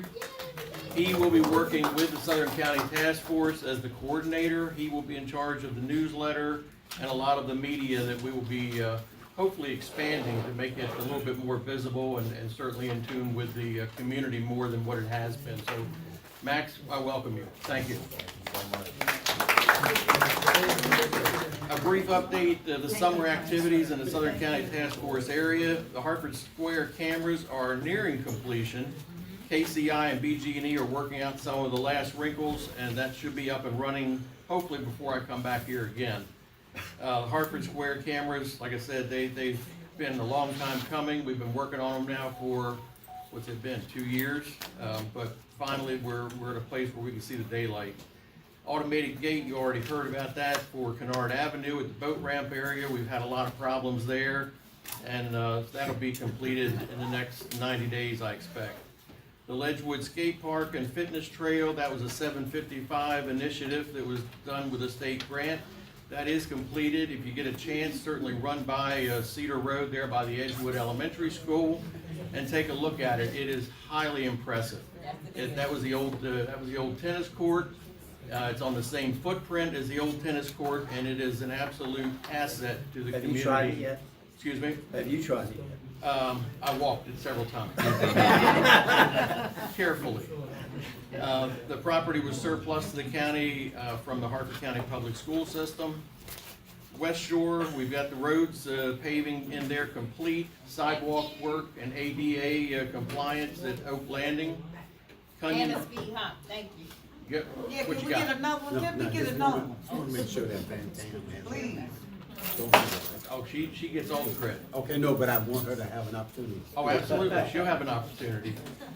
Cunyon Field, we're looking at a walk path there, that's under environmental review right now, and we're also looking at something to get some lighting so that that field can be better utilized in the evening hours. Since we've got fall and winter coming on and it's still being utilized late into the season, some lights would help, so we're looking at options for that. We're working to redevelop the tennis courts at Harford Square. There's not a plan in place yet, but we're working on that. Discussions, I heard earlier tonight, you hit Mr. Magness up, I believe, with the buoy painting at Mariner Park. That's $22,000 that we've had discussions about that, trying to see where that money's gonna come from. And to go back to something that was said and asked about, grants are out there and grants are available. Grants are, I don't wanna say, they're pigeonholed for certain things and certain things only. Maintenance is not gonna be one of them. So a lot of the things that was brought up earlier about why the basketball courts got in disarray and so forth over the years, and grants, they don't go together because grant funding won't take care of the maintenance problems that if there has been neglect, the maintenance is gonna be on us. So there's a lot of maintenance that should have been kept over the years that may have been neglected, and now some of those are being addressed the best we can. Right, but it's the fact that it did not happen in other areas of the, Dick, he left and he was supposed to get into the thing about the, next meeting about the, incorporating the area. Because, you know, they try and tell us, well, the reason that the parks and everything in Falston and Bel Air and stuff, Let him finish. you know, That's for another day, you're right. didn't fall into disrepair. The Harford Square, we've got a raised crosswalk that's coming there that will help for speed control and also as a safety device for anyone crossing Harford Square Drive. 2025 summer camp that was run by Parks and Recreation was a success. I'm surprised that Paul didn't say something about that earlier. Enough so that actually we're looking to expand it to another location in addition to the one we had this time next season. Parks and Recreation and Copperplex is offering a day of play at the Copperplex Fields on the 21st of this month. I've got flyers in the back. If you've got any children, grandchildren, or anybody, that's an impressive complex that they can come out, and actually there's coaches going to be on site, work with the children. I think it's is it 11 to something? It's midday on the 21st. It's free. Free, yes, it's free. And gun vaults, I have gun vaults. I have 5 gun vaults that were supplied by the health department. They ran a program that they were supplied by the state. So if you've got children in a house, grandchildren in a house, handgun in the house, you want to try to secure it better. I've got 5 with me tonight. I'd be glad to give them to whoever wants them. I wanted to distribute them down this way. And you know, excuse me? If there is, I'm keeping it. So if anybody wants one, I've got 5, okay? So you can see me afterwards. And I think everybody here pretty much knows how to contact me. If you don't, you can contact Paula or anybody else and they'll put you in touch. And yes, 755 Alliance, we couldn't do the kind of work that we do in a lot of places without their partnership. That is just absolute truth that we couldn't do it. Because as a county, we can't do work on private property. We ran into that with some of the HOA property. The Harford Square is obviously one of the more prevalent ones that we couldn't have done any of that work as Harford County government. It had to go through 755 Alliance, which is a 501c3, and they funneled the money through and oversaw the project. So they are a critical point in getting work done all throughout the Southern County Task Force. And they're a great partner. Thank you, Bank County. Oh, wait. Oh. No, I'm sorry. I was just gonna, well, after you. Go for it. No, you go. Go on Bantown. I got a question for you. To talk about. Well, yeah, but I was getting ready to. Okay. Yeah, I'll get my turn. I have a question for Rob. Yeah, go ahead. Okay. Last month at the Harford County Hope for the Homeless Alliance meeting, the representative who deals with the emergency weather plan, the freezing weather plan came. The freezing weather plan is activated when a weather forecast is predicted to be below 34 degrees for a 24-hour period. In years past, we've put people up in motels, which is the only option. This year, a more fiscally responsible thing has happened, which is great. An empty church building is going to be used, and that's going to take people in there.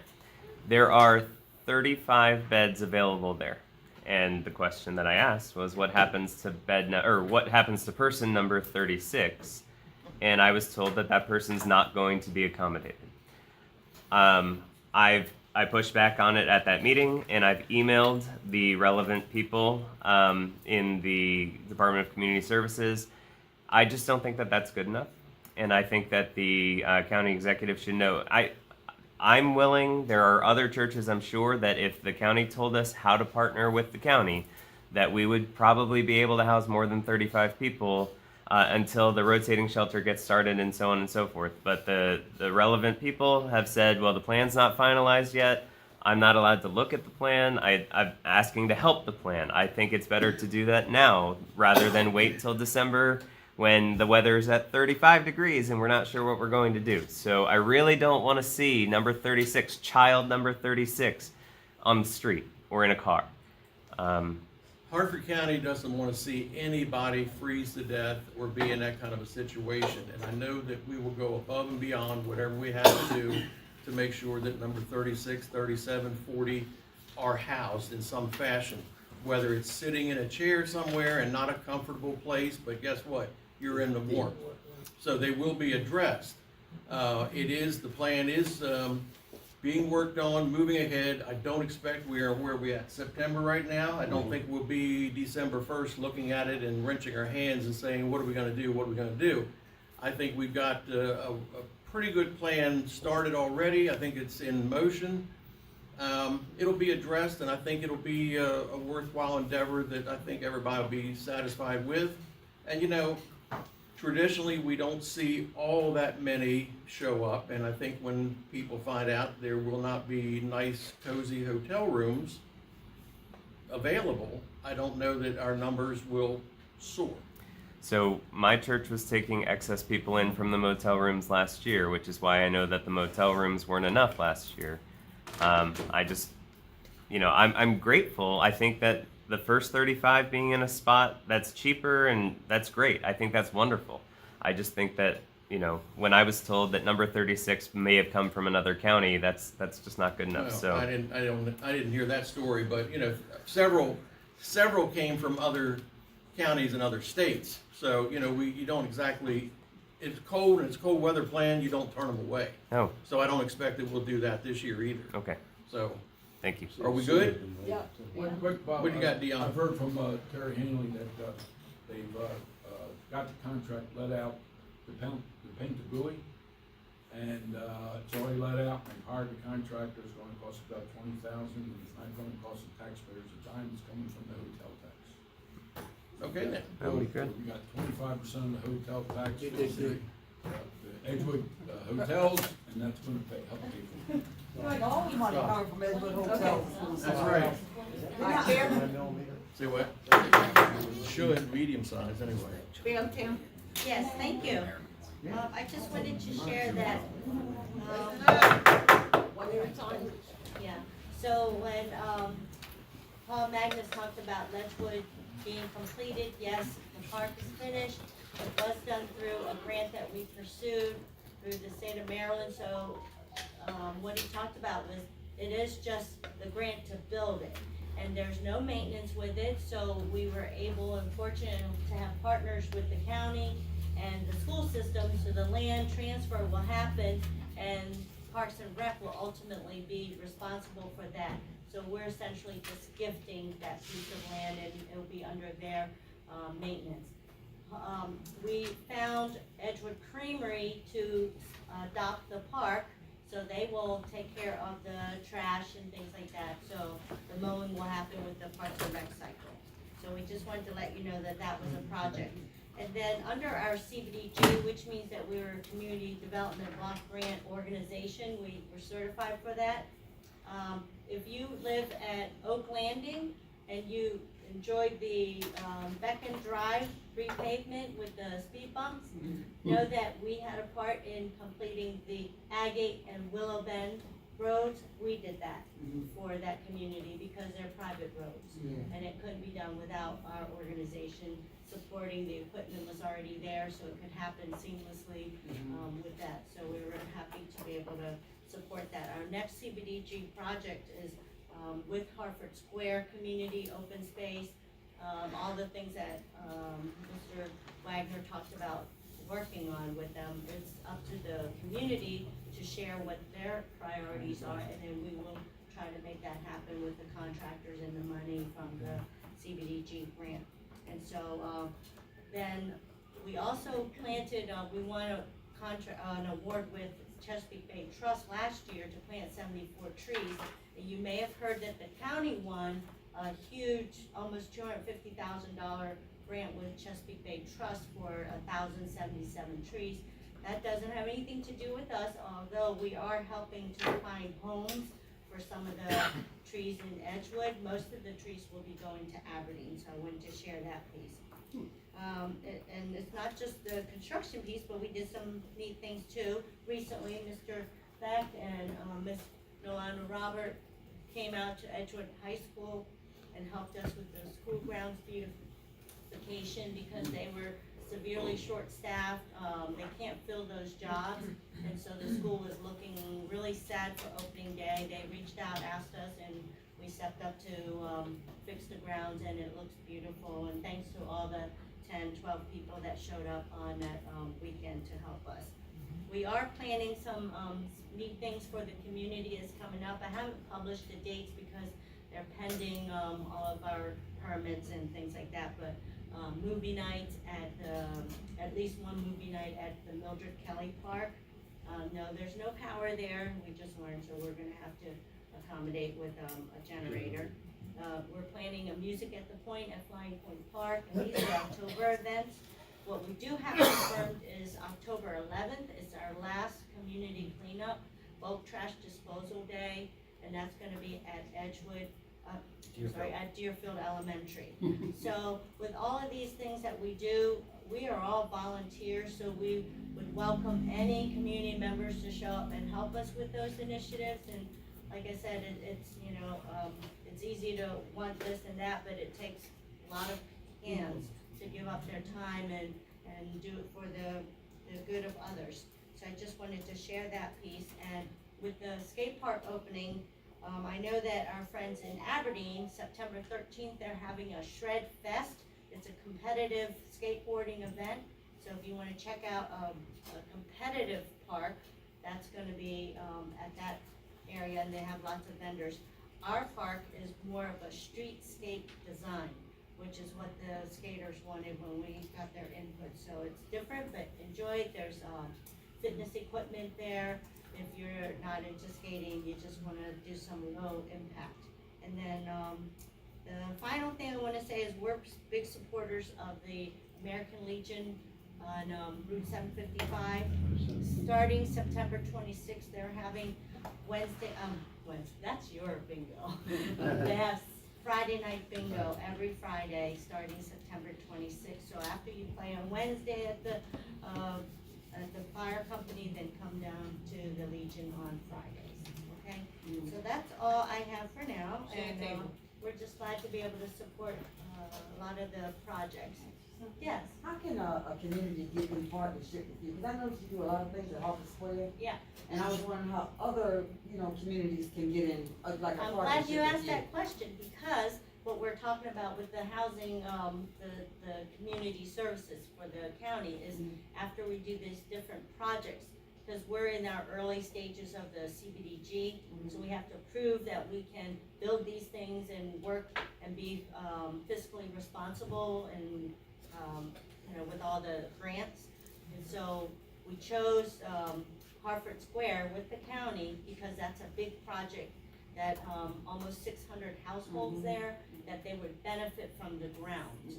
And the kids there need some, and also there have been some activities there that have been very high profile, and we wanted to do stuff to address the needs of the community. So after we do that project and then the repaving at your neighborhood, then what we talked about was having some kind of, not shark, the Shark Tank type, but HOAs. We want to meet with HOAs and put your priorities forward, and then we would, select what project we would take on next. Because we are a small group, we can't do all the projects, and there's limited funds. And like I said, I think what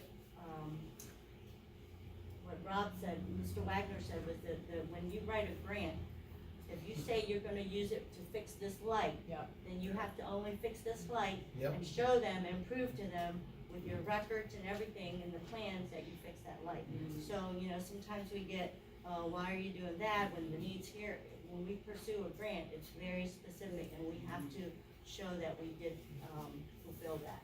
So, in the future, we would look at other HOAs, with the county. So we're not doing it alone. Yes, ma'am. I was gonna say, thank you for all you do, and then the shared table and the community garden going into the fall. Yes, so the sharing table, we were connecting that organization with the American Legion. So they are operating on a limited, they're still going through the kitchen piece. So once we get the kitchen finalized because even the commercial kitchen at the Legion was not big enough to accommodate the cooking that they need. So there's some adjustments there, but I believe at the end of September, they will resume full services that they had before with the hot meals and the shelf-stable food. So right now, the Saturday distribution is just shelf-stable foods. Okay, so that's there. And then the community gardens, that's been very busy, and I want to introduce you to Dominic Madsen right here. She organizes the classes and things that we've made possible at the Legion, so it's free for the community and no charge to her because she's already giving a lot of her time, and she's planted fall vegetables, and so I heard that the radishes are ready for harvesting, and it's been a very busy garden. So again, all volunteers, so feel free to come out and tend the garden if you have a green thumb or not. You know, but that's it. Thank you so much. Thank you. You had something you wanted to say tonight? Gloria said you had an announcement. Oh, I just, you folks know that we've been having discussions about the mountain bike folks wanting to expand their operations at the Jerusalem Mill Village. And Terry Hanley and some other folks have been helping us, Mr. Castley and so forth, saying that that's just not appropriate at that site. We're not anti-mountain biking, Right. but with 18,000 acres of Gunpowder Falls State Park, we just feel there's probably other more appropriate sites. There are trails in the village, in that area of the park, but we just, and we can't get any assurances from DNR that they aren't going to do it. They just say it's not on the books right now, but they kind of put it on the books. But we're still kind of keeping an eye on it. I did want to mention too, there's a power line that's coming up through Kingsville and then crosses the Gunpowder into Harford County, very close to us. And it looks like there's gonna be maybe some stalling to that. There've been a lot of meetings about the power lines. We have power lines now with 12 lines on them. They wanna put another power line right next to it with 12 more lines. So you might wanna just look and see what's happening with that, to keep up to date with that. Have they scheduled another meeting? Cause I know they did one before. I don't think they have. It's called the Brennan Shores Mitigation Yeah. Project. And I actually just met with a DGE representative this past week, and I said, look, I've never been to one of your community-based meetings, and so a lot of people that I've talked to between Falston and Kingsville have said they don't feel like they've actually ever gotten a Q&A. And there's actually a lot of speculation that they haven't reached out to a lot of the property owners who would be directly affected. So There was only 6 people at that meeting. well, and it's because they didn't advertise it very well. So I actually just met with one of the representatives this past week. I'm supposed to be meeting with one of their legislators soon. Yeah, no problem. I travel under those lines every day. And it doesn't seem like they have considered the community's wants and needs and concerns. And they just said, we're gonna do this and we're gonna move forward, but, there's concern about EMF, health risks long-term. There's concern about property value. They've been working locally with the airports to make sure, because at one point the power lines are gonna be so tall that from the landing plane to the power line, it's gonna be 37 feet, which is the length of a school bus.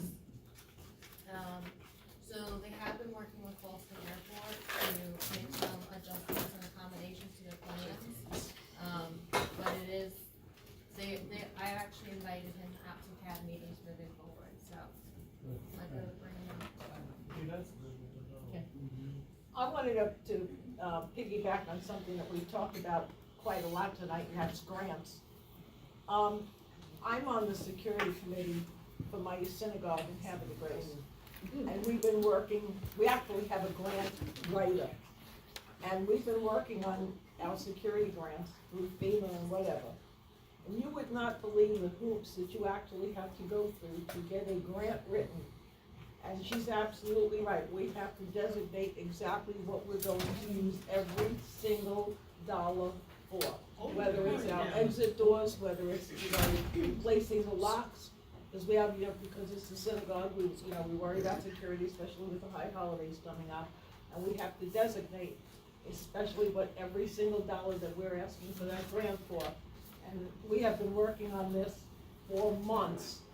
And you have to, the hoops that you have to go through, and we actually hired professional grant writers to do this for us. So, a lot of people think, well, just ask for a grant and you get it. It doesn't work that way. No, It really doesn't. There's quarterly reporting, that you have to let them know the updates, Yeah. where you are in the budget, Yeah. if you have a change, delay. Bill, you had something? Yeah, I just want to be quick. I got this flyer back here for the proposal to basically weaken the emissions that are coming from Days Cove. So if you want to be able to eat the crab and the fish, and you want your kids to be safe in the water, because you know it's tidal and it goes in and out. Right. If you go to that meeting, it's 5 p.m., Perry Hall Library, September 16th. There's other stuff, but one thing at a time. Okay. All right, what do you have for us, Adam?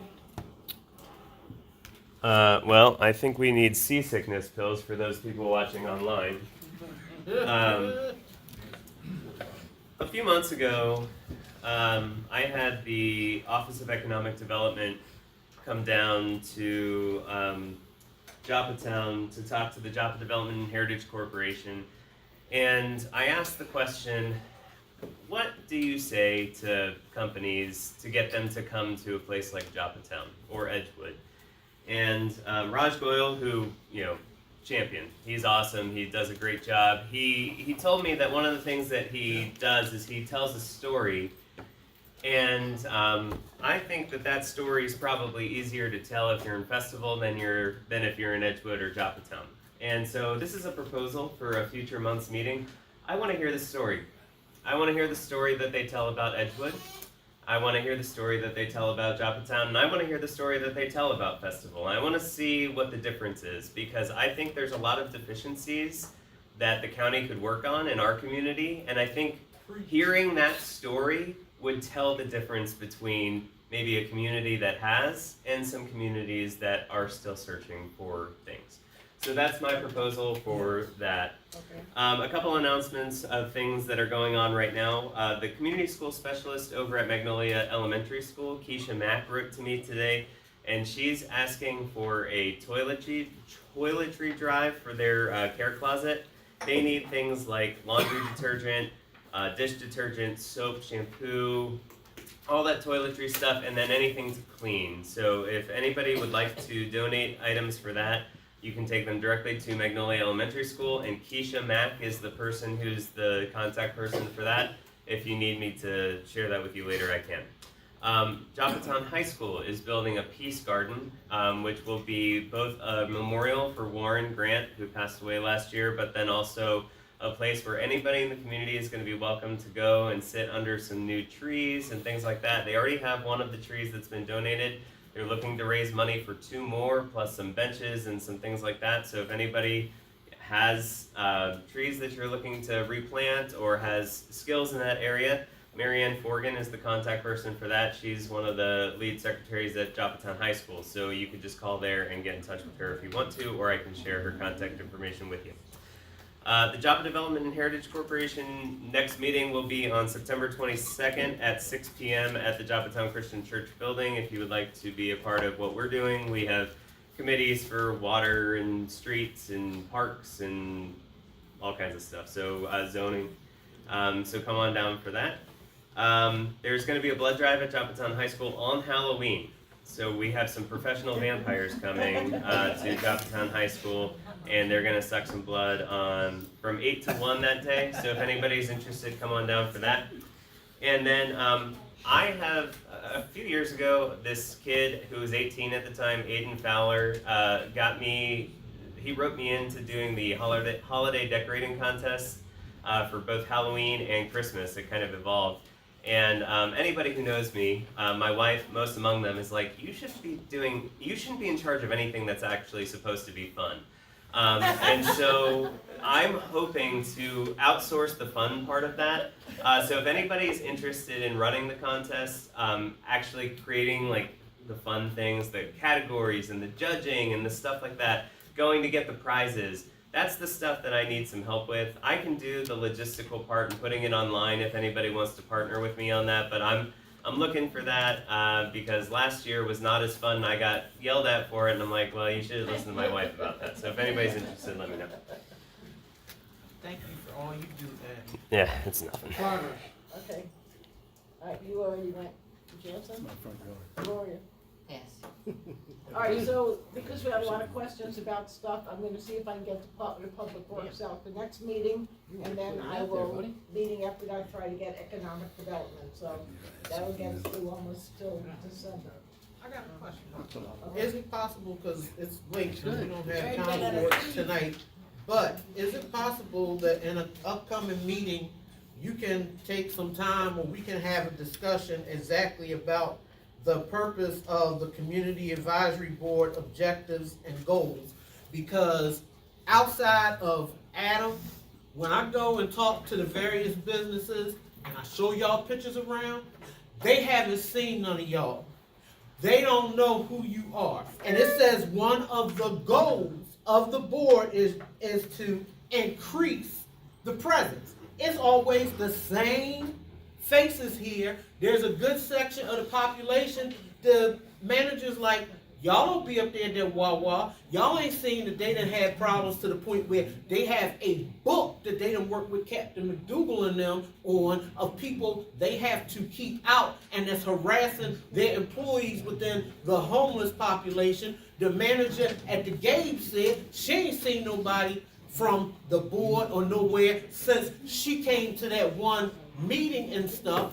Don't nobody know what's going on. And like a lot of people were saying and stuff, when you go around, because I stand up there in front of the gates and tell people about the meeting and stuff and different things and stuff, or find out what's going on. And talking about the economic development, because nobody is tending to the businesses and speaking to them, you got businesses getting ready to pull up and leave up out of here. The people at the Wendy's up here on 40 is frustrated because the homeless population keeps coming in there to the point where they done had to put all the condiments and stuff behind the counter, all the napkins and everything and stuff, because they was going in the bathrooms trying to wash up and clogging up their piping and different things and stuff. Who's keeping up with these things? Well, do you know the Games is getting ready to file for bankruptcy? Yes, they I know a lot. They So just listen. talked about finally getting somewhere into the Mars. You want that to be the next thing sitting empty? Okay, I hear you. Thank you. It was good to say. Now, from this board, we do what we can. Now, to your point, because I live in Edgewood, I go and I talk to them. I'm not just a pretty face sitting here. Yes, I you know, are. I know them by name. I go and I talk to them. So the only reason, because back, and we got to go, honey, we got to go. That's why I said in another meeting. Yeah, so I talk to the businesses in Edgewood. I'm close with Ross. So when he talked about the grants and the beautification and everything else like that, we're talking to these business owners. But guess what? Business owners gotta come to this meeting. The young lady that was the manager for Gates, she know what our meetings is. She know how to tell her corporate people and everybody else. So if they don't show up, and they know what it is because it's announced and it's publicized, if they don't show up, we can't really do too much. Works too late. You want us to come in there and tell them what to do? That ain't how this works. We gonna get, when they bring the concerns to us, we do what we gotta do. Now, with that being said, I'm next, right, Ms. Paula? Absolutely. All right, my birthday tomorrow, I'm gonna listen to the rest of it. 29. I'll be 41. 31? I was 41 once. I got nothing, I'm still Yeah, you're still catching typing. up on everybody. He's still catching up from last week. All right, and so long, we'll adjourn the meeting. Boom. Don't forget the spot information up here. Yes, the businesses asked me to bring them some to Catch you next month, Adam. See you later, all right?